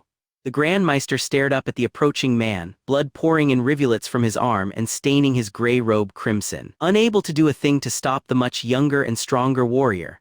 Calmer couldn't do a thing, but Miachella could. The mirror spun end over end to collide with the Dothraki's shoulder. It bounced off harmlessly, but it distracted the marching killer from the helpless old man to the pregnant young girl, who was already rearing back to throw a brush, her face terrified as tears ran down her cheeks. The Dothraki turned to march towards her, expression furious as he narrowly dodged the brush. It bought Calmer all the time he needed. The tears on Miachella's cheeks drove him to his feet, gripping the table itself, arms screeching in pain that he completely ignored in his own anger. Is this the battle rage Aelor speaks of? Potent stuff. He heaved the table over his head, his own blood splattering on his face, and with a raspy shout he swung it down hard. The Dothraki tried again to turn, recognizing his mistake in turning his back on the giant Maester not once but twice. But Calmer hit him this time with the same strength he had wielded as a young man. This time the Dothraki dropped to a knee as the edge of the table smashed into the top of his head. He still didn't go to the ground, pulling his erratic back in an attempt to slice the Maester again, but Calmer brought the small table down again even harder. Calmer repeated the motion even after the Horse Lord was prone on the ground and unmoving, bringing the table up and down again and again until the bronzed Dothraki's head was a mass of blood and brain. With one more roar, all attempts at silence were lost to them now. Calmer bashed the Dothraki's head a final time, allowing the large club to crash to the ground, standing panting over his dead foe. As the adrenaline and battle lust faded, the severe pain in his arm and the dizziness the blood loss was bringing came back to his attention, as did the presence of Miecella in the chamber. The Grand Maester rose back to his full height and faced her still panting. She recoiled at the sight of him, her face very pale. Calmer didn't blame her, but he knew he didn't have very long to achieve his goal. "Follow me, my lady," he said between pants. "Do not slow down." She looked from his blood-spattered face to his blood-soaked sleeve. You're," Calmer made his voice firm and final. "There isn't time, Miecella, come now." He turned and staggered out the door of the chamber into the hall, where he could already hear the sound of rushing feet. Calmer didn't wait to see if Miecella was behind him. She had to be. She has to be. Calmer ran a staggering run, arm still bleeding heavily, navigating the corridors with a precision none of the enemy occupants, aside from Viserys, possessed. He prayed his co-conspirators had done their part. They had. Guards had been posted on all the tunnels under the Red Keep, likely to avoid this exact situation. The two at the entrance in the White Sword Tower, the only unoccupied building in the Red Keep, as Viserys hadn't chosen a Kingsguard, lay dead in puddles of their own blood. A shorter, smaller man with a salt and pepper beard stood at the narrow entrance in the bottom. Two others who looked much like him at his sides, bloody daggers in their hands. Davos had assisted in the flight of Princess Elia Mardell 17 years earlier, and had been awarded by Aelor with a modest house near the docks, where he plied his trade as an honest fisherman instead of a slightly less than honest smuggler. He had received payments of gold every month from the crown, ostensibly for his services then. In truth, they were for his continued services to this very day. Davos was the crown's man on the docks. On the wooden moorings of the narrow sea he fished and he listened, keeping track of what boats came into and out of the city with as much accuracy as varies. He discovered their cargoes, both legal and illegal, either through drinking with the sailors and earning their tails or by dropping hints on suspicious ships to Varys, who sent his own network upon them. A network Calmer could still access by simply sending a raven meant for the reach to Davos's small home. The message obviously said nothing of the situation. Viserys' men were triple-checking what he sent. But the smuggler had known the plan if it were to ever happen. Beach his boat in the dead of the night at the same small cove he had saved Princess Elia from years earlier, and follow the trail to the first chamber he came to. The men guarding it could have been the only hitch, but Davos was as shrewd as he was discreet. He had come prepared as Calmer had prayed he would.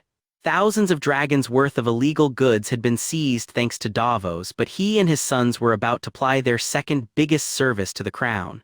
"We need to be quick. My boat has been there all night. Eventually someone will notice." The sound of their pursuers, which had grown in cacophony in the last few minutes of flight as more of the castle became aware of the breakout attempt, was close behind.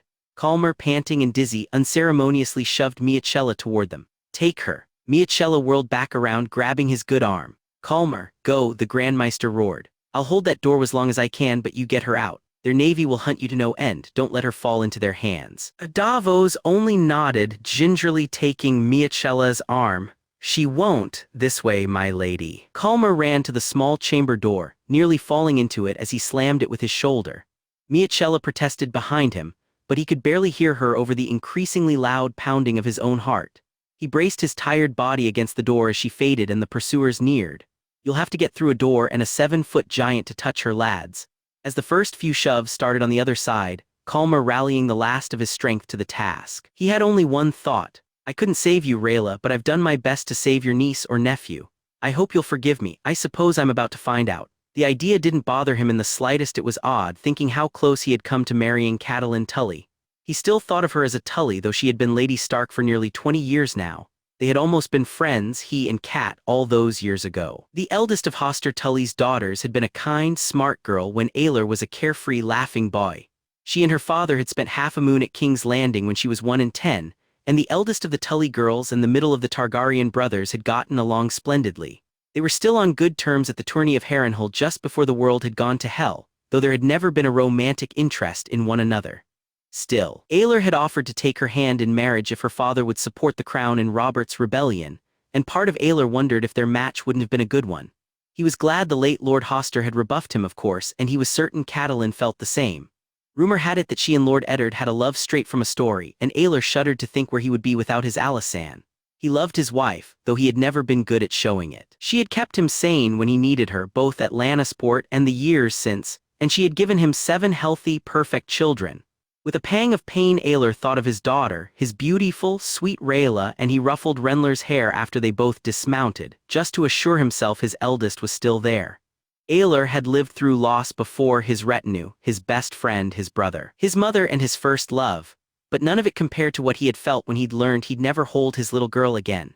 But it wouldn't do to be an emotional, volatile idiot in this moment, and Aelor drove the pain from his mind, though the 7 knew he'd never be rid of it no matter how many years they blessed or cursed him with. As it was, a party awaited them in the courtyard of Winterfell, and the girl who had been his childhood friend was among them. Putting the pain from his face, Aelor strode forward to meet them. He hadn't seen Catelyn Tully since Harrenhal. She remained in the north, not venturing south of the Neck as northerners were wont to do, and Aelor had remained in the south, much too busy to travel hundreds of miles from King's Landing to see old friends. Besides, Eddard Stark wasn't a supporter of Aelor.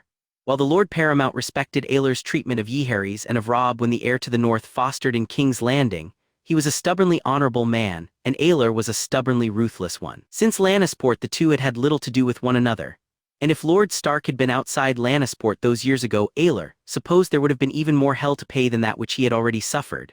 As it was, Catelyn hadn't changed as much as Aelor knew he himself had. Her high cheekbones, long red hair, and bright blue Tully eyes were the same as they had been a lifetime ago, though the face around them was that of a woman instead of a girl. Gone were the dresses of Tully blue, replaced with the grays and the furs of the north. That red hair wasn't in an ornate hairstyle as he remembered it, but instead a simple, practical braid. It was clear to Aelor upon seeing her that Catelyn was a Tully no longer, but the Lady Stark instead. Aelor was immensely glad to see no sign of Lyanna Stark. He didn't want that headache on top of the others. The other Starks, though, had turned out in force. Cat's 2 daughters, whom Aelor had met briefly at Duskendale, stood to one side, the older having grown in the months since into a near image of the Catelyn he remembered. To Lady Stark's other side was her sons, the older of which bowed, prompting the other Starks and those surrounding them to do the same. Aelor couldn't help but notice the 4 direwolves watching the commotion with disturbingly intelligent eyes. The youngster, Bran, Aelor recalled his name to be, was the acting Lord of Winterfell, his father and older brother commanding the Northerners at the Wall, and Aelor knew to come to a halt in front of him. Prince Aelor, the young boy said, voice remarkably calm considering the nervous quiver in his hands. Welcome to Winterfell, the North is at your service. Aelor nodded his head with a small smile towards the second Stark son. Well said, young Bran, you have grown. The father in Aelor was amused to see the flash of joy that crossed the young wolf's face at both being remembered and being complimented. Aelor turned to the ladies Sansa and Arya, inclining his head to the both of them. As have you, my ladies. Aelor cocked his head at the youngest, who had not traveled south with the others. You must be Rickon. The child only stared at him, prompting Aelor to chuckle as he looked up to the mother of them all. He smiled a genuine smile. Cat, or should I call you Lady Stark? Catelyn Tully returned it. Aelor, or shall I call you Prince? The dragon of Duskendale laughed aloud for the first time in days. It has been years, my lady. I must compliment you on your children. They all seem to be fine Northerners, and Robb is a boy to be proud of. He gestured to both of his sides, his sons having fallen into step beside him. These are 2 of my own, my eldest Renlar and my 4th Balin. Catelyn nodded in greeting to them both. They are fine-looking boys. The king informed us of your recent loss. I am so very sorry. Aelor nodded, though he said nothing more about it. I see my nephew the king is not among your number, yet he was not among his men camped outside your walls either. King Aegon is currently with Lord Dustin a few miles farther south. Lord William is in charge of the remaining northern men. And my husband has given them orders to travel south with the king and bolster his numbers. She gestured to the fresh snow around them. A rider was sent out to alert him to your arrival, though I wonder if he'll believe you traveled through the blizzards of the last few days. Aelor couldn't quite blame him. The snows had increased steadily since they'd departed the Wall, growing more and more savage as the days seemed to grow colder and colder. They were quite the experience, Lady Stark, but where are my manners? I suppose we should continue conversation inside Winterfell's walls instead of leaving you and your family, and my men, standing out in the cold. Catelyn's response, which Aelor hoped was an agreement because he was freezing his sword off, was cut short by the sound of hooves. Aelor turned to see his nephew bundled in furs and his black Targaryen cloak riding into the courtyard, flanked by Sir Barristan and Sir Balon Swan, a northerner close behind. The white of the Kingsguard armor nearly matched the new fallen snow, while Aegon's brilliant black and crimson stood out stubbornly, though mired by the dabs of gray fur. Aelor fought down the surge of anger at the sight of the nephew who had kept the death of his daughter from him, sinking down to a knee with the others. Aegon dismounted swiftly and bid them rise, and when Aelor did, he saw just how much his nephew was dreading the confrontation in his violet eyes. As it was, the king of the Iron Throne kept his composure, smiling and reaching forward to clasp Aelor's forearm. "Uncle, it is good to see you." He did the same to Renler and Balin. "I shall have my squire show your men where to bivouac." Aegon waved his hand, and young Dickon Tarly, second-born son of Randall Tarly, rushed forward to the mercenaries and killers waiting patiently around the meeting of nobility. "I trust Lord Bran has greeted you properly. House Stark has been the essence of courtesy." Aelor gave a forced smile, playing along with Aegon's forced cheer for the benefit of those in the courtyard. "Calmer and my wife have taught him disturbingly well." "Aye, your grace, they have, though I was just suggesting to Lady Stark and Lord Bran if they mind our moving this meeting out of the cold. My old bones disagree with the cold, and you and I have much to discuss concerning the army." Aegon nodded. He didn't have much choice. Of course, with Lord Bran's permission. Once received, the party as a whole began to move towards the warmth radiating from Winterfell's keep. Aegon kept the smile upon his face, though Aelor saw the way his hands were clenched in either apprehension or anger, likely both. For just one disconcerting moment, Aelor recognized the mannerism as one of his own. "With Lord Bran's permission, a nice touch, you've become quite the diplomat." The king sat in the spacious chambers he had been granted, glaring over the recently used dishes on the table at Aelor. The two men had said nothing to one another over the very simple, very northern meal of venison and bread. Barristan stood at the doorway, present but out of the way. How many of these same arguments has Barristan the Bold seen between Targaryens? The seven know why he still serves us. Aegon grunted. "Say your piece, uncle. It is much too cold and I am much too weary to play diplomatic games with you." Aelor grunted. "I see Alysanne hasn't entirely eradicated your bluntness. I suppose there's too much of me in you for it to ever fully disappear." Aegon wisely said nothing despite the flash in his eyes, and Aelor granted his earlier request. "You were riding south to war without me." Aegon leaned back and his words came out clipped and rehearsed. "There will be a war in the north. You were the most capable commander. You forget Randall Tarly." Aegon's jaw clenched at the interruption, but he kept his tone civil enough through gritted teeth. "He is not a Targaryen. And his daughter wasn't burned to death by his brother, yet apparently he deserves to wage war with viceroys instead of me." The king didn't respond to that statement, instead trying to turn the tables of their argument quickly. "I ordered you to take command at the wall." Aelor stared into his nephew's eyes, weary of the jealous hostility he had dealt with for years. "I did take command at the wall. I then passed that command on to Jaehaerys, who is a Targaryen, before you complain, and chased you south. There is going to be a war in the north soon, one that might hold the entire world as we know it in its balance." Aelor cocked a brow. "Then why aren't you there, your grace? If the war in the north might decide the fate of the world and the war in the south only 7 of its kingdoms, it seems to me that you are marching the wrong direction." Aelor waved off his nephew's response before it truly began. No, I already know the answer. You think there is more glory to be won in the south. You'd prefer to march to war against your uncle viceroys rather than wait for some unwashed barbarians to mount a futile attack on a wall. When will you heed my words of wisdom on war, boy? It is all blood and mud and shit and terror. It is not a tourney. There is no glory, no matter what the stories and songs of the unexperienced tell you. Aegon was as crimson as the 3-headed dragon on his doublet. "I am the king. What I decide. Any king who must say I am the king is no true king. You know this, you have been taught so since you were old enough to walk. You were taught many things, though recently I wonder if you truly learned any of it." Aegon bit his tongue and closed his eyes, clearly angry at being scolded like a child. Aelor normally avoided these sorts of confrontations with his nephew for the sake of the 7 kingdoms. But the murder of his daughter had wiped nearly all such inhibitions away. After a long moment of silence, Aegon let out a deep sigh and once again looked at his uncle. "Months ago you told me my decisions were right because I was the one to make them, and now you tell me I am in the wrong. What do you want me to say, uncle? What is it you want to hear from me?" "Decisions made with your mind are correct. Decisions made with jealousy or other lesser motives are foolish. Aelor's violet eyes bored into Aegon's. I want to hear why you didn't tell me my daughter was dead. Aelor's voice was cold and sharp, and the King of the Iron Throne flinched as if he had been stabbed. Aegon looked down and to the side. I loved her too, in my own way, not as a woman but as Rhaella. The Lord of Duskendale felt a touch of his anger disappear and opened his mouth to answer, but Aegon wasn't done. I took for granted that we'd be married one day. She would have been one hell of a queen to the Seven Kingdoms. But instead I made a weak decision, and now she is dead because of it. Aegon returned his gaze to Aelor's, and in them he saw a pain nearing that in Aelor's heart. How do I live with that, uncle? Aelor leaned back, his rage from a moment ago now gone. The two Targaryens stared at each other for a long while, neither saying a word, before the elder finally broke the silence. Renfred Ricker, Morgan and Bauman Bayich, Elwood Hart, Willis, Alester, he swallowed. Rhaella. Aegon furrowed his brow in confusion, and Aelor let out a deep sigh. Those are just a few of the many people who are dead because of me. I'm not talking of those I've personally killed, of course, but those who have died because of my actions or my inactions. I don't see your point.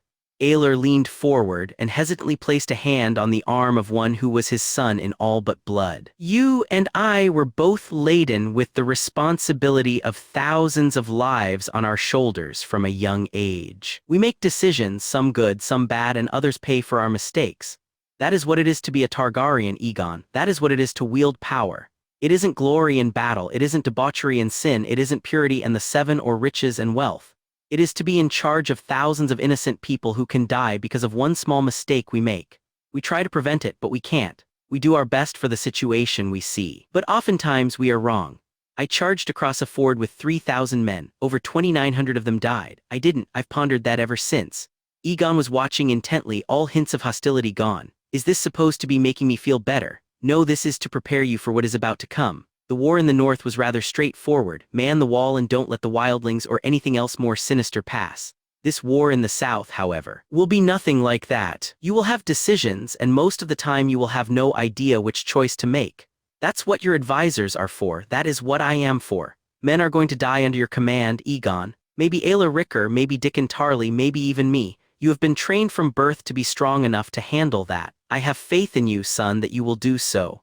Aelor removed a hand from the king's arm, taking a long swig from his wine glass, partially because he was thirsty from all the talking and partially to give him time to fight back the tears he felt coming at the thought of his young daughter. Rhaella wasn't your fault, Aegon, it was Viserys and mine.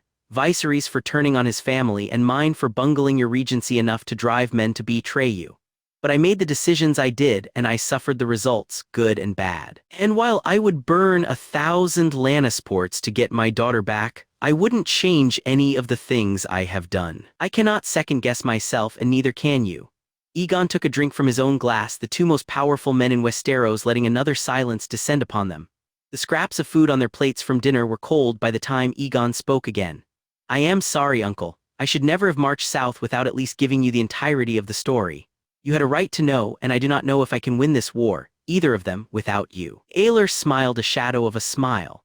You are my king, Aegon. I hope you will lean on my experience as well as that of Barristan and Randall Tarley and the others, but in the end I will do as you say. The Dragon of Duskendale hesitated a moment before going on. I almost killed your father once. I thought he was insane. I still do. But Rhaegar Targaryen knew more than I could have ever fathomed, and one thing he was always certain of was that you, Aegon VI, would be the greatest king Westeros has ever seen. While I didn't always agree with my brother's ideas, I rarely agreed with my brother's ideas. We always agreed on that. Aelor killed the rest of his wineglass. We have wars to win, you and I. We'd best do it together. No amount of physical labor could make a man as weary as fighting a war did, but this came absurdly close. You have a whole army of men to do this, yet here you and I stand. I'm going to have to start charging you double. The hand of the king grunted even as he heaved a shovelful of snow onto the cart behind him. I don't even know what I'm paying you now, which means you can afford it. Bronn added another shovelful of the infuriating stuff to the side before pushing the head of the shovel into the snow and bending backwards. Aelor did the same, giving the screaming muscles in the small of his back a painfully pleasant stretch. I'm growing old. He let out an annoyed sigh when more snowflakes began to trickle down from the gray, forbidding skies above. What I wouldn't give for just one moment of sunshine.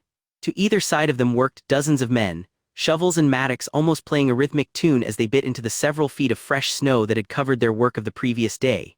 Men along the front line where he and Bronn stood would shovel mounds of the freshly fallen snow onto carts, which were then pulled to the side and dumped.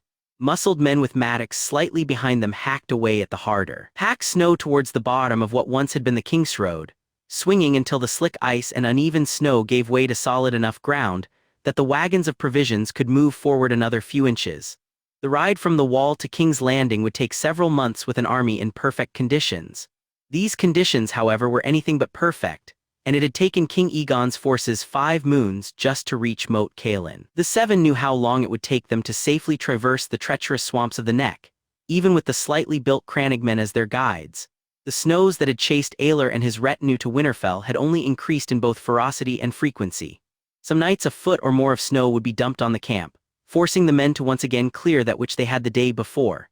The wagons of provisions and supplies couldn't travel until the road had been cleared. More than one had begun to go over freshly fallen snow only to sink in or, worse yet, tilt to the side on weaker patches and snap a wheel or axle.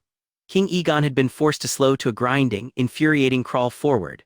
Teams of men worked at all hours, clearing the road and moving the supply train up before another team of men replaced them. The tents where men huddled together for warmth against the bitter cold had lost all sense of organization. No longer set up each night in orderly rows. Instead, they were spread out ragtag along the road behind them, many of them touching those beside them. The only latrines were those men dug out into the snow mounting on either side of their road, and those were quickly filled, making the camp a stinking, treacherous shithole of a place, and a cold one. I can work with a shovel until I'm ready to die of exhaustion, and I'm still freezing my balls off. Although none of that truly mattered all that much if they weren't able to resupply before too much longer. Hunting parties made up mostly of the husky northerners who were used to the snow, though all agreed they'd never seen anything quite like this, returned with deer, rabbit, nearly anything edible to supplement the rations in the wagons. While Aelor knew it would be demoralizing and hard towards the end when rations were cut, he didn't believe the men would starve before they made it to the southern lands, where harvests were more plentiful and more could be drawn from the nobles and villages around. Water was of no concern either, as all a man had to do was strike a flame and melt some of the plentiful snow. It was fodder for the hundreds of horses and oxen, both animals of labor and animals of war. That was proving worrying.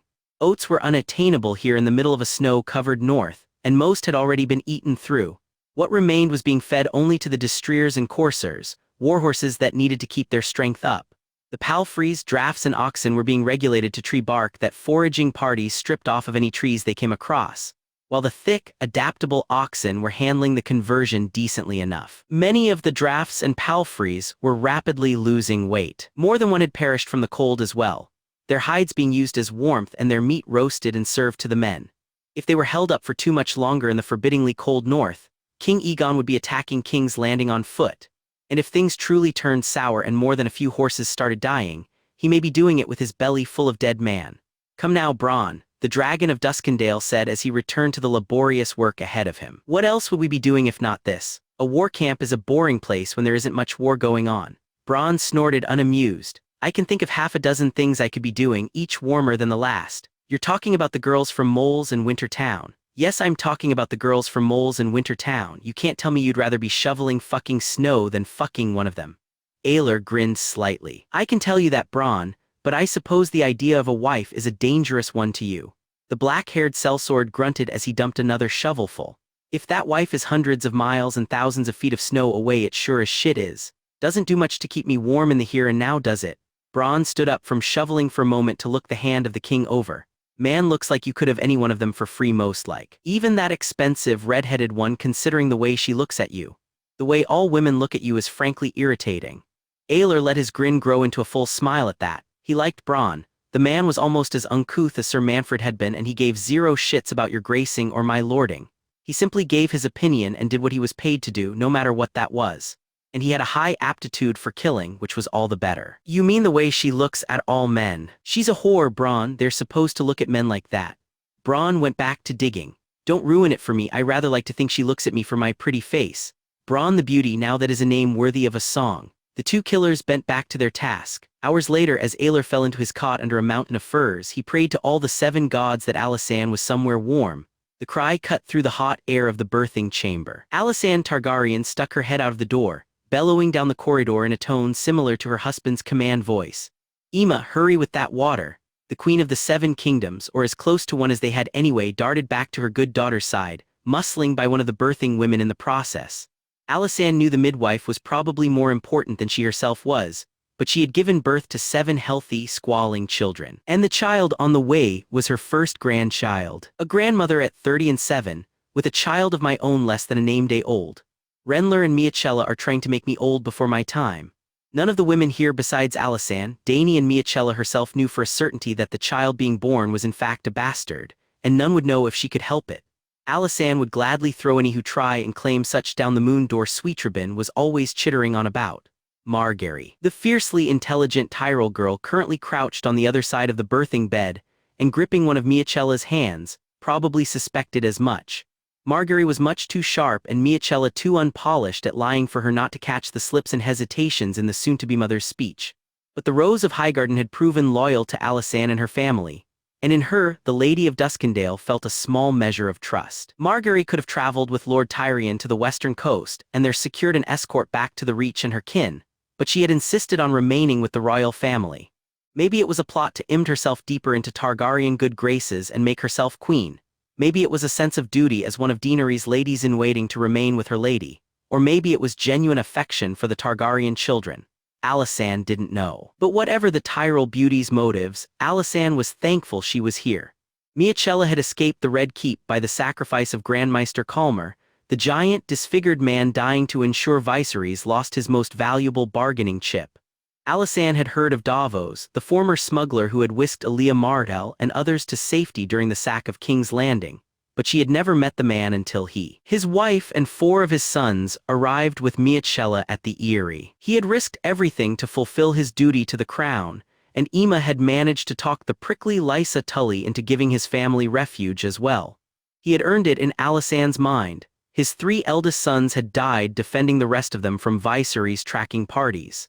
It was a miracle in and of itself that Miachella had not lost the child during the stressful flight for the Eyrie. And another miracle that Arthur Dayne and his party of riders had come across the ragtag band of escapees near the Twins, Davos trying to bring Miachella and his family to the safety of the armies in the north. The sword of the morning had been drawn in by the sounds of pursuit and the sight of Viserys' banner, annihilating one of the searcher bands, though not before the 3rd of Davos' sons had bleed out.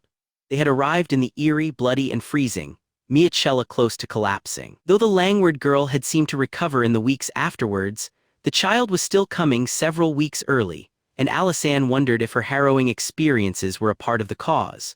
Emma returned bearing 2 buckets of fresh snowmelt, and Alysanne felt a brief brush of motherly love towards the girl. The red-haired, blue-eyed Arryn of the Vale had done much for the Targaryen name in the last moons, securing them access to the impenetrable Eyrie, and going toe-to-toe with her isolated, rather unpleasant mother. Lysa Tully wasn't a bad woman, but she cared for little beyond her children and how much power she could wield, power that she understandably felt was threatened by the arrival of a Targaryen princess and the wife to the hand of the king. Emma had been the mediator of several disagreements between Alysanne and Lysa, and was in her own way fighting as fiercely for Aegon's cause here as her twin brother Ardes was in the Riverlands. And now she was a willing midwife at the birth of yet another. Miachella's pained cry drug Alysanne out of her reverie, and she returned her attention to the birthing bed and the future lord or lady of Duskendale that was about to be born. Dragons were creatures of fire in a world of ice, but they didn't seem to even notice. Daenerys Stormborn Targaryen ran a hand over the short, silvery blonde hair on her head, the regrowth itching something fierce. On her lap sat Regal, named for both the slain brother she had never known and the slain niece who had died when the dragons came to life, his green and bronze scales radiating heat through the layers of furs she had donned. His growing body was wrapped around her middle, golden eyes closed as he dozed soundly. She had worried when the snows began to fall as heavy and earnestly as they had that her children, for that was what they were to her, maybe negatively affected or even 7 forbid die. They were cold-blooded after all, and lizards and other reptiles didn't fare well in weather as severely cold as this. But dragons were fire-made flesh, and while they preferred to sleep nearly in contact with the flames in the hearth in Dany's rooms, they showed no sign of aversion to the cold itself. And they were growing. Gods, were they growing. White-scaled Aelin, named after another brother who had saved the Targaryen dynasty, was at her feet, gnawing like a dog on the bones of the sheep the three dragons had eaten for dinner. Feeding them was a worrying task, as the more they grew the hungrier they became, and she couldn't risk too much of the Eyrie's winter reserves to feed them. While she had kept them for the most part under control, the bigger they became the more of a threat she worried they would be to not only the Arryns but perhaps even Alysanne and the others. That fear was multiplied when she looked to Balerion. The black dragon was the biggest and fastest growing of them all, and had in the past few days taken to the skies for short stints, something his brothers had yet to do. He was there now, body steaming as he cut through the falling snow above the Eyrie. Fiercely intelligent and utterly ferocious, Balerion seemed to be the incarnate of his namesake, Balerion the Black Dread, the same dragon who had turned the great towers of Harrenhal into melted ruins. He flew farther and farther every day, and her control over him was limited.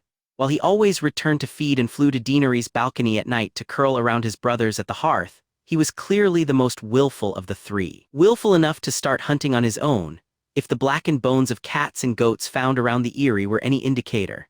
Dany watched him far above her, pride and fear and power coursing through her veins at the thought of what he could become. While she knew dragons would only solidify and ensure Targaryen rule for generations, and she would slaughter anyone who dared try to harm them, she also wasn't blind to the dangers they represented. What would her father Aerys have been capable of if he had had dragons under his control? What would Aelor have done? How many more houses besides the Darklands, Hollards, and Rogers would those two men had eliminated? Brilliant, isn't he? Dany was shaken from her thoughts by the voice behind her, turning even as she answered, Regal raising his long neck as he awoke. He becomes more so every. Alysanne was smiling at her, holding a bundle in her arms. It was thickly covered in swaddles against the chill of the courtyard, and Alysanne held him close to her chest, but resting in those swaddles and furs was a tiny silver-haired child. Daenerys, I would like you to meet your great-nephew and future Lord of Duskendale, Lucerys Targaryen. Dany started forward, smile enigmatic, when a shadow darted down. Balerion was suddenly hovering between them, wings flapping, muzzle close to the bundle in Alysanne's arms. Daenerys and Alysanne both froze, Balerion seeming to have descended quicker than light. Fear almost paralyzed Dany at the thought that the black dragon may see the minutes-old child as prey. Alysanne seemed to have the same idea, slowly starting to shift her grandson away from the sniffing snout of Balerion. And then little Lucerys' eyes opened, staring out of his swaddles at the dragon hovering inches from him. With two hard flaps of his growing wings, Balerion took back to the skies, flame liquefying the falling snow as the dragon roared in seeming adulation. Dany could have sworn little Lucerys Targaryen smiled. The king in King's Landing was bored. So far his rule had consisted of the execution of 5 guardsmen for incompetency and mounting an old man's head on a spike. That was it. No battles aside from the one to take the city that he hadn't participated in. No sieges, no nothing. Just an endless cycle of sitting and waiting. The Red Keep and King's Landing were well prepared for the falling snow, their winter reserves having been built up over the years of peace during Aegon's rule. Her walls and defenses were unmarred after the coup that had taken the city, and any damage caused by the limited fighting had long been undone. The city was strong, and Viserys had been counseled that waiting for an attack by his enemies was wisest. While several houses had declared for Viserys, and the Ironborn were doing an exemplary job of tying down the armies of Edmure Tully and Mace Tyrell, he was still outnumbered, and the strong defenses of King's Landing were his best bet of repulsing any attacks. That was all well and good in the strategy room, but it was driving Viserys positively insane with impatience. His nephew and brother were lost somewhere in the snows of the north. Scouts unable to fight through the ice north of the neck to give any solid information. Miachella had seemed to escape him, that bloody cunt Calmer the Grey having managed to facilitate her escape, but the presence of Elia Sand as a hostage, and the threat of the Ironborn was keeping the Dornish and their armies a respectable distance south.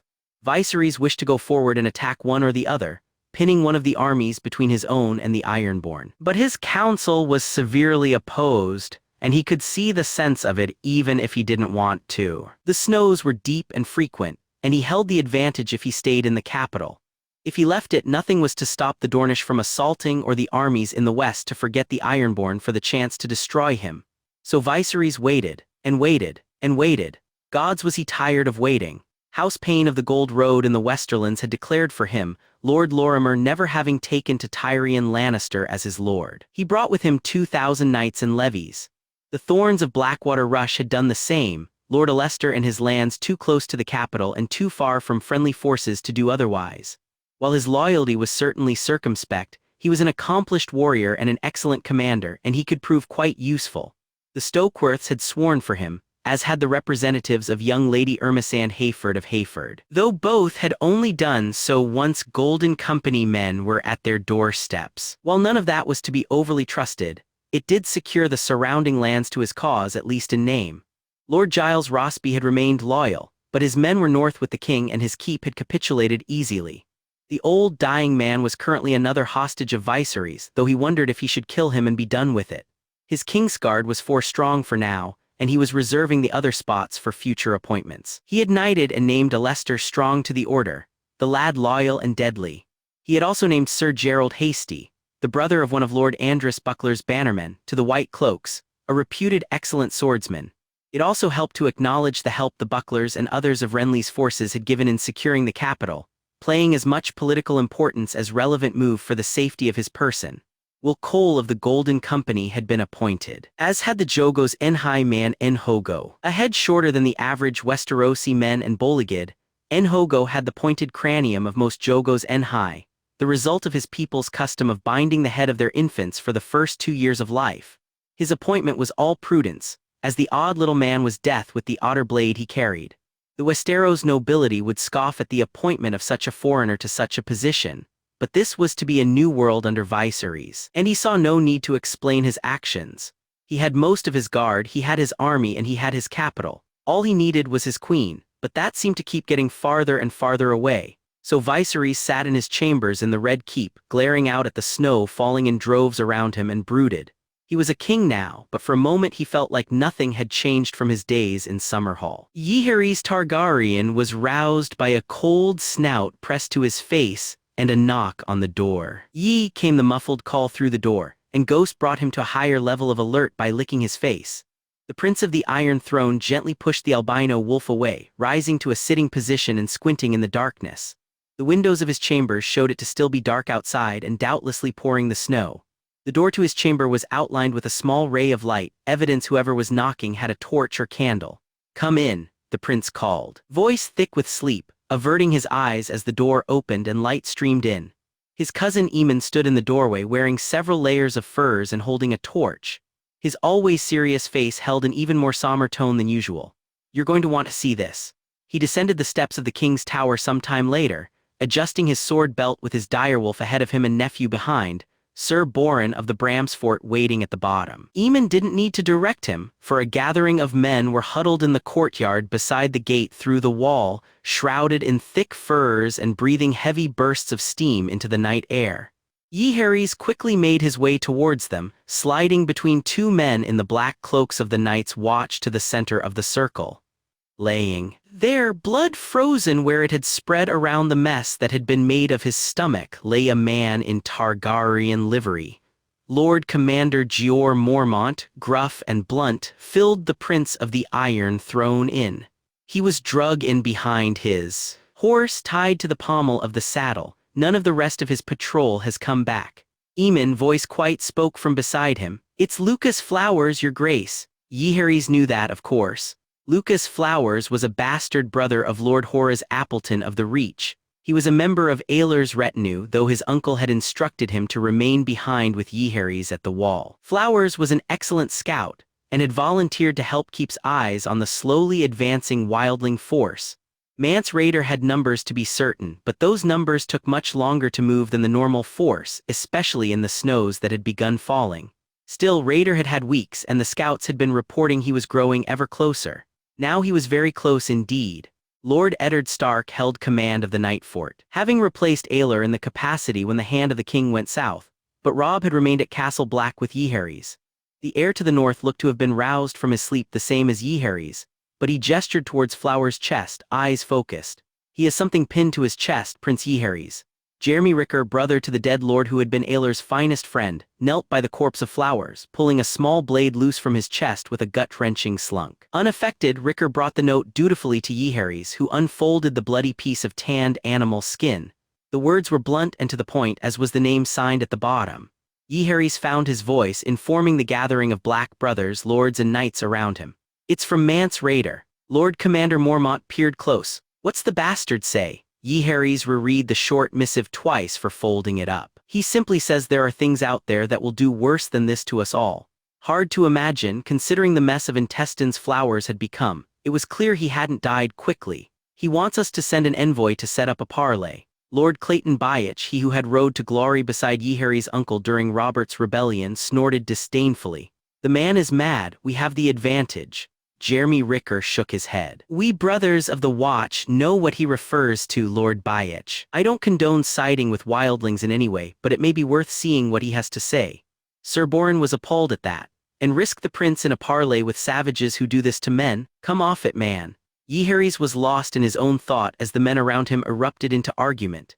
Jaehaerys had taken a few sorties north of the wall, but he hadn't gone beyond a day or two rides from Castle Black. The only threats he had seen in the north was that posed by the wildlings, having seen them in battle at the Night Fort. His brain told him this was a bad idea. But Jaehaerys had seen his uncle Eddard execute one of the Night's Watch deserters. The man had been a ranger, reputed as one of the best, but he had been terrified the day he had died, and it wasn't at the prospect of death then and there. No, he seemed to have almost welcomed the swing of Ned Stark's sword. It was clear he was running from something. Jaehaerys had seen battle with wildlings, and while he had been scared out of his wits, it hadn't turned him into a man seeking death. As the men raged at one another around him, Jaehaerys stood motionless, considering his options. His brain told him to ignore Mance Rayder's offer of parley. His gut, however, told him it might be worth seeing what the man had to say. His lords and most members of the Watch wouldn't like the idea, especially considering the grisly manner in which the message had been delivered. They would rage at him, they would call him foolish, but he was in command here, not them. My lords, he said quietly over the din of arguing men, more and more knights and black brothers joining the commotion. Jaehaerys tried again, yelling at the top of his voice. My lords, silence slowly descended as Jaehaerys stepped into the circle beside the body of Lucas Flowers. I will accept his offer of parley. Jaehaerys shouted again to stop the explosion of voices. We will make it a neutral spot, and we will be weary of ambush, but in the grand scheme of things I am nothing. It's the wall he needs destroy, not the man in command of it.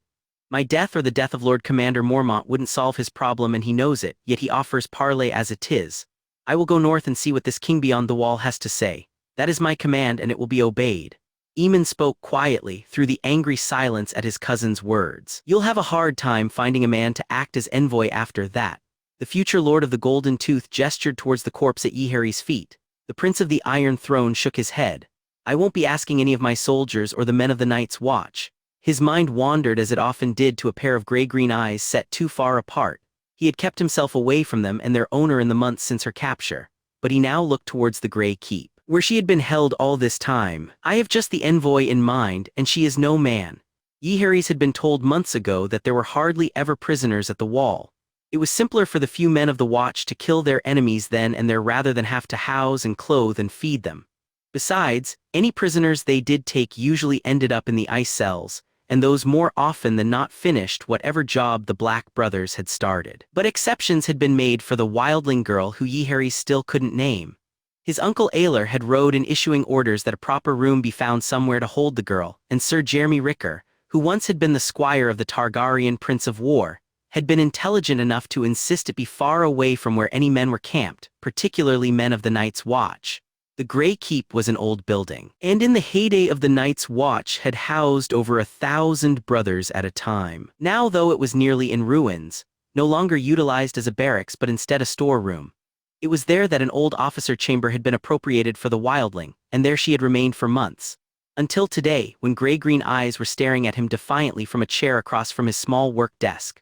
Sir Boren stood directly behind the wildling girl, his hand on his dagger, ready to unsheath it and slit the girl's neck if she made a move for Jaehaerys. The Wolf Prince thought that was rather unlikely, firstly because she was chained to the chair and secondly because Ghost sat directly beside him, staring at the wildling with his red eyes.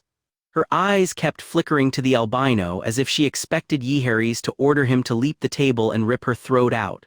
Jaehaerys let her think it. He had needed time to catch his breath. Her clothing was worn thin, and though she had been appropriated a tub for a bath rather frequently, her hair was slightly matted, her already pale skin gone paler. Yet still she was beautiful. He finally found his voice after the silence had gone on for well over a minute. What is your name? The red-headed wildling glared across the table at him, and for a moment the prince thought she wouldn't say anything. But suddenly she began speaking. Her tone a sweet dulcet, even when dripping with anger and contempt. I recognize you, you know, even without that hunk of steel you southerners wear over your fucking heads. You're the one I was going to gut before the demon jumped in. Whatever he had been expecting her to say, it wasn't that. How? The way you hold yourself, like the whole fucking world is yours to control. I bet you're one of those dragon cunts, aren't ya? The ones who lord it over millions of people. I thought you were supposed to have silver hair and be able to shit fire, not look like some green boy. Sir Boren spoke sharply. Jaehaerys imagined the man held a grudge. He was still limping from the arrow the red-headed shot into his knee. You'll speak with more respect, girl. The wildling tried to turn around, though the chains pinning her wrists to the chair stopped her form getting too far. Or what? You'll throw me back in the shithole you dumped me in after the demon did this. She twitched her right hand, and Jaehaerys winced at the mostly healed nubs where her index finger was missing, and her middle finger was removed from just below the second knuckle. Please, do me the favor and finish what you started. Peace, Sir Boren, Jaehaerys said, stopping the Kingsguard from raising a hand to the girl, who whirled back around to him. Why afraid he'll damage your whore more than the silver-haired fuck already did? It took Jaehaerys a long moment to realize what the wildling girl seemed to believe she was here for. He was instantly both horrified and embarrassed, blood running to his cheeks. The girl saw it and leaped upon it relentlessly, tone mockingly sweet and sensual. What's the matter, never done it before? None of those kneelers down south would have you, so you figure to use a captive at your mercy. Jaehaerys unsuccessfully fought the deepening blush.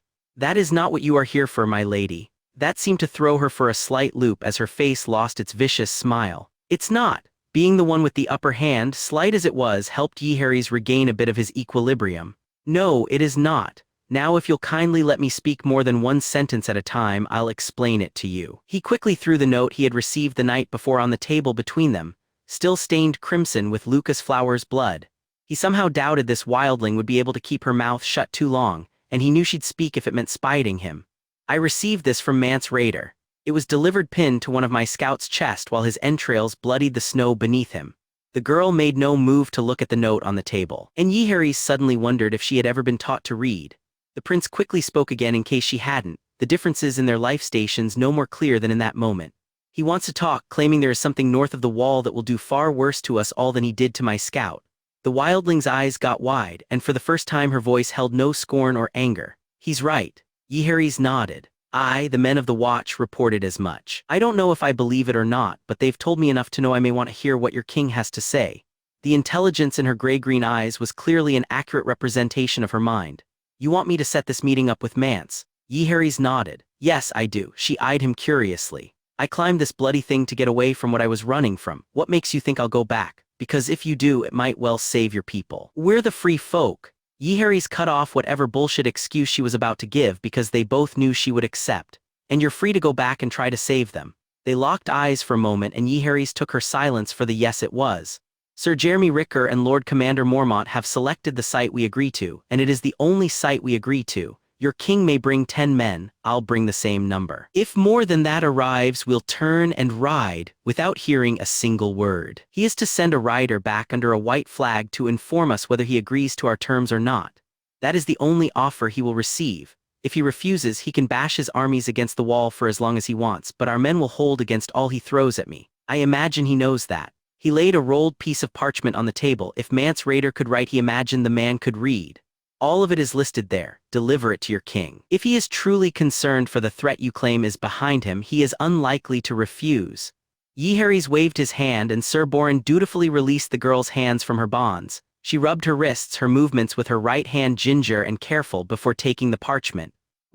Now, a horse and several fur cloaks and provisions are awaiting you. Sir Boren will escort you. Jaehaerys watched her hips move as she rose to her feet and began to follow the white-cloaked knight. Eyes snapped back to hers when she abruptly turned around. Who do I say this message is from? Jaehaerys Targaryen. She nodded knowingly. I knew you were one of those dragon cunts. She hesitated just a moment. I'm Ygritte. He ran the name through his mind long after she had followed Sir Boren out the door. Jaehaerys decided he'd never heard a prettier one. The king beyond the wall had accepted as they knew he would. He wasn't much to look at least not physically. In truth, he looked rather unremarkable middle-aged man, brown eyes peering out of a sharp face framed by long hair that was mostly gray. He was of middling height, a touch broad through the shoulders but lean of stomach. He bore no banner, and dressed in simple ringmail and breeches, covered in a cloak of black wool and red silk. He wore no helm or crown, and the men and women walking around him walked in no particular order that Jaehaerys could see. Yet still, any man could look upon Mance Rayder and see he was in charge in the way he carried his head held high and his shoulders back. Jaehaerys wondered if that was what Ygritte had seen in him that allowed her to guess he was a prince. The meeting was taking place half a day north of the wall in a natural clearing. The ride had been hard through deep, deep snow, but the horses had managed well enough. Men carried only that which was on them, avoiding the need to pull wagons along through the treacherous white. 300 hardened soldiers awaited Jaehaerys and his party only the blow of a horn away, and the Wolf Prince supposed Mance had additional forces waiting as well. The men around Jaehaerys were on high alert, ready for any kind of treachery the wildlings might throw at them.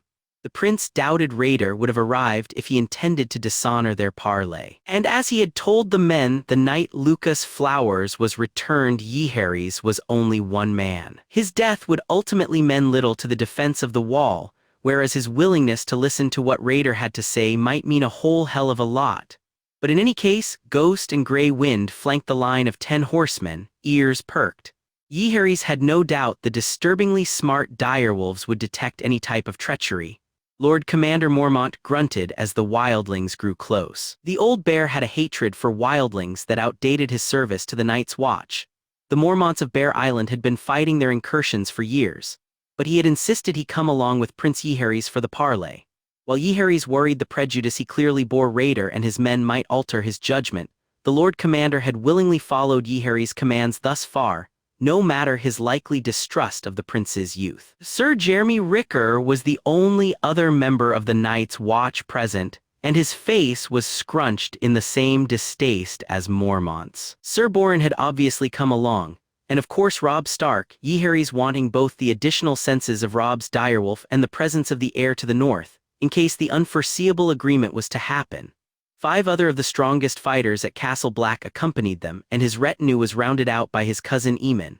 He wouldn't be much help if it came to a fight, but quiet Aemon had beaten against Jaehaerys' will, wishing to be there to see what could well be a legendary meeting, or a horribly doomed one.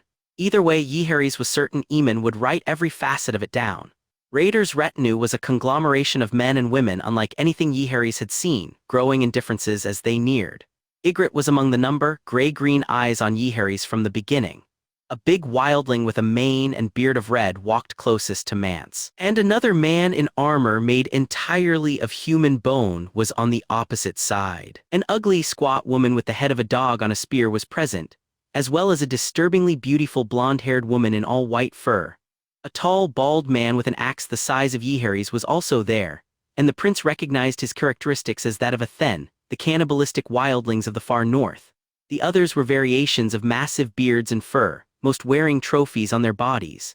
But one thing stood out to Jaehaerys more than the rest. There were only 8 of them.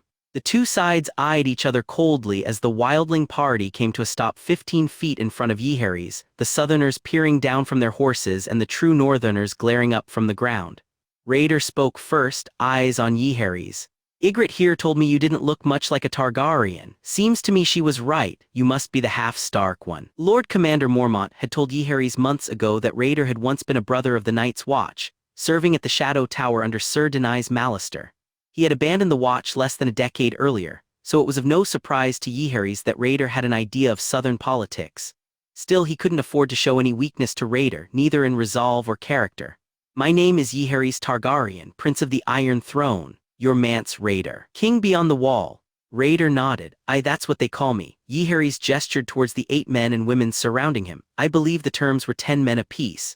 Rayder smiled a tiny smile. Aye, and I've brought them. I only figured I'd give you a fair warning before the last 2 arrive. Jaehaerys felt the urge to grasp the hilt of his sword, eyeing Rayder untrustingly. Fair warning of what? The king beyond the wall, the king beyond the wall's smile grew. Hold on tightly to your horses. He gestured to the squat woman, who raised her spear with the impaled dog head and waved it to and fro. Ghost and Grey Wind both bristled, growling low, as a giant snow bear emerged from the trees on the wildling side of the clearing, trotting towards the line with a man atop its back. The horses instantly tried to balk, his cousins ignoring his rider's attempts to control him and slinging from side to side. 2 of the fighters rushed to assist him, keeping his animal from throwing Aemon to the ground, but the heir to the Golden Tooth looked green in the face already. That slowly turned to white as another figure, almost human except for its immense size. A giant, that is a giant. Gods be good, they truly exist. The figure stomped towards them at a slower pace than the unnerving bear, which would stand nearly as tall as the giant if it stood on its hind paws. The immensity of the creature was nearly unbelievable even when it was staring him in the face, and as Jaehaerys noted with no small amount of discomfort, the giant was staring straight at him as he approached. Robb barked a command at Grey Wind when the direwolf snarled as the bear came to a stop, the small man atop it eyeing both the gray and white wolf with an odd interest, considering he already sat atop the massive bear. Jaehaerys snapped a similar staying command to Ghost, his own albino wolf lowering down and baring its teeth at the bear, who watched the whole ordeal as if nothing was out of the ordinary. The giant soon came to a stop, towering over everything present, looking as if one swing of his mighty arm could take out the entire line of Jaehaerys and his men. The prince realized it very well could. You see, Mance Rayder said, that same smile still in position, "All my men are here to see what it is you have to say." Jaehaerys fought to regain his composure, tearing his eyes away from the awesome giant who could crush him like an insect and back to the unspectacular king. He wanted to show his power. Jaehaerys put a cool calmness in his voice that he certainly didn't feel. "The body of my scouts sent your message clear enough. There is no need for these exhibitions." "Oh, but there you're wrong. I have to prove to you that I'm a threat to your wall, because if I'm not, why would you take me seriously?" "Sure. I have you outnumbered by thousands, but I'm on the wrong side of that wall for them to be much good. I've sent hundreds of men to climb it, yet none of them have returned or drawn your men away." Jaehaerys knew over 20 bands of wildlings, most of them small but several of them numbering over 100, had been caught trying to climb the wall or slip around the Bay of Ice. All had been soundly defeated by the new garrisons manning all the old castles of the Watch, though he had no idea how Rayder would have any idea whether they had succeeded or not. He couldn't ask though, for Rayder wasn't finished. "Except for Ygritte, that is, and I figured her as lost for dead months ago. Yet she tells me you've held her all this time without harming a hair on her head, except for the fingers a man took from her when she was about to gut you. From what she said, I take it was one of your kinfolk who did it." Jaehaerys didn't know what to say, so he simply nodded. "My uncle. Ah, the dragon of Duskendale himself was at the wall, eh? I wager he was one of the groups you lot had ride away though, or I'd be dealing with him instead of you." Jaehaerys narrowed his eyes. How does he know so much of what's happening south of the wall? Ygritte had been imprisoned, first at the Night Fort and then Castle Black. And there was no way anyone had told her about the occurrences. The possibility of a turncoat among his men concerned him greatly, though he would have expected Rayder to utilize that better, something along the line of throwing open the gates or some such. Still, Jaehaerys wouldn't give Mance the pleasure of knowing that Jaehaerys had no bloody clue how the king beyond the wall knew so much. My uncle is gone, though there is plenty enough men left to stop you if you attack the wall." Jaehaerys leaned forward in his saddle. "But that isn't what you want to do, is it?" Mance stood to his full height and there was no shame in his voice. "No, I don't want to attack your wall. I want to take my people and hide behind it." He gestured towards Lord Commander Mormont, who had held his silence throughout the exchange. "Ask your Lord Commander here and he'll tell you the same thing I will. There are things this side of the wall, things you Kneelers only hear about in stories and wives' tales, and things my own people had nearly forgotten were real." Mance Rayder took a step closer to Jaehaerys, staring up at the prince with intent eyes.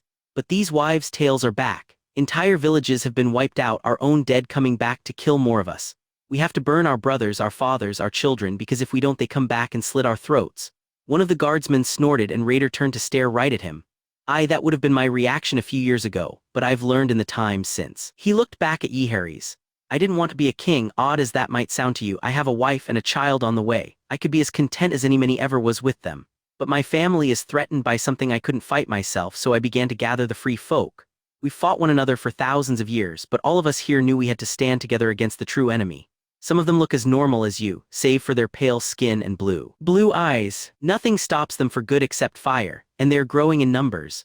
The more these storms grow, the more of them come, and they don't care if who they're killing is a member of the free folk or a crow or a dragon prince."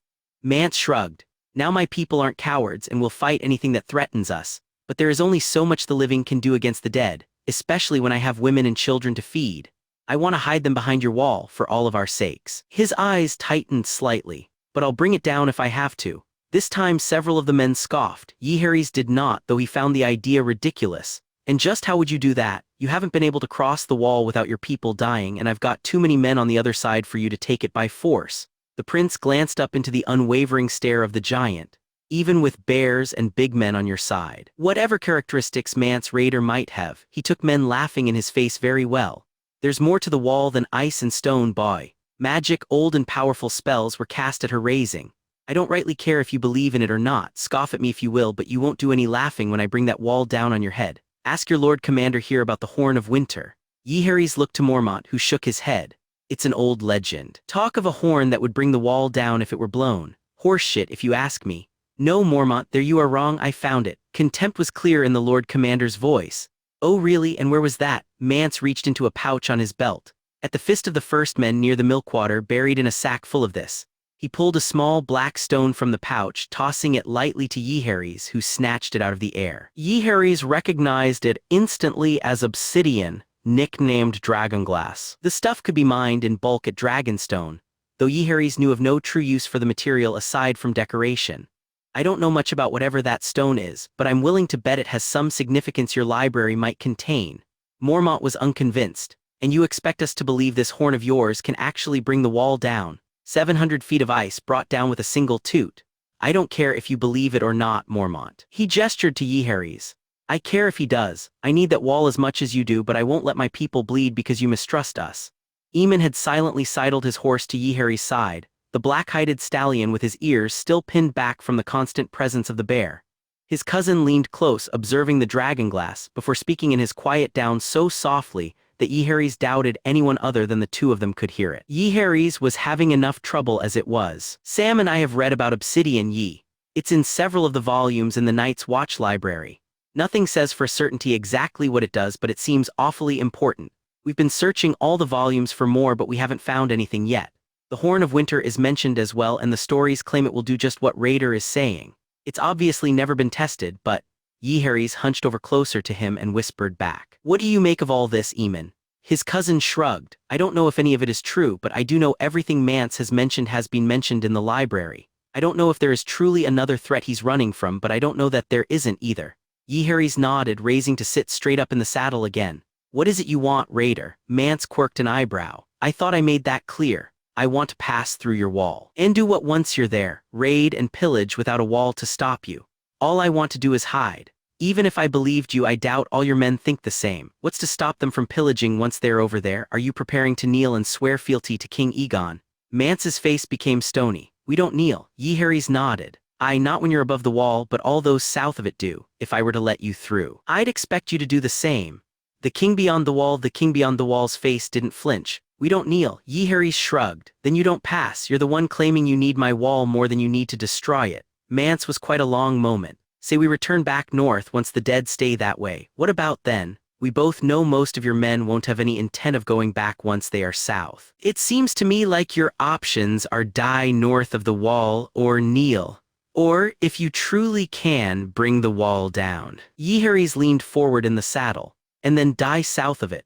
Jaehaerys straightened back up. It seems to me that you need my wall intact, because if it isn't, we'll all just die anyhow. My offer is clear. Go, think on it. I'm not guaranteeing you passage, but I do guarantee you another parley. Jaehaerys reined his stallion back slightly.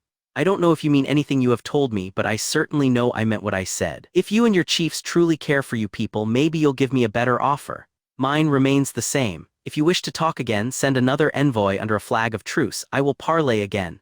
Jaehaerys stole a quick glance at Ygritte, her gray-green eyes staring at him. If what you say is true, we need each other, but you need me more than I need you. Try and convince your men of that. You know where I'll be. As Jaehaerys turned and kicked his stallion into a gallop the other way, he wondered if he was about to get more war than even Aegon could have ever wanted.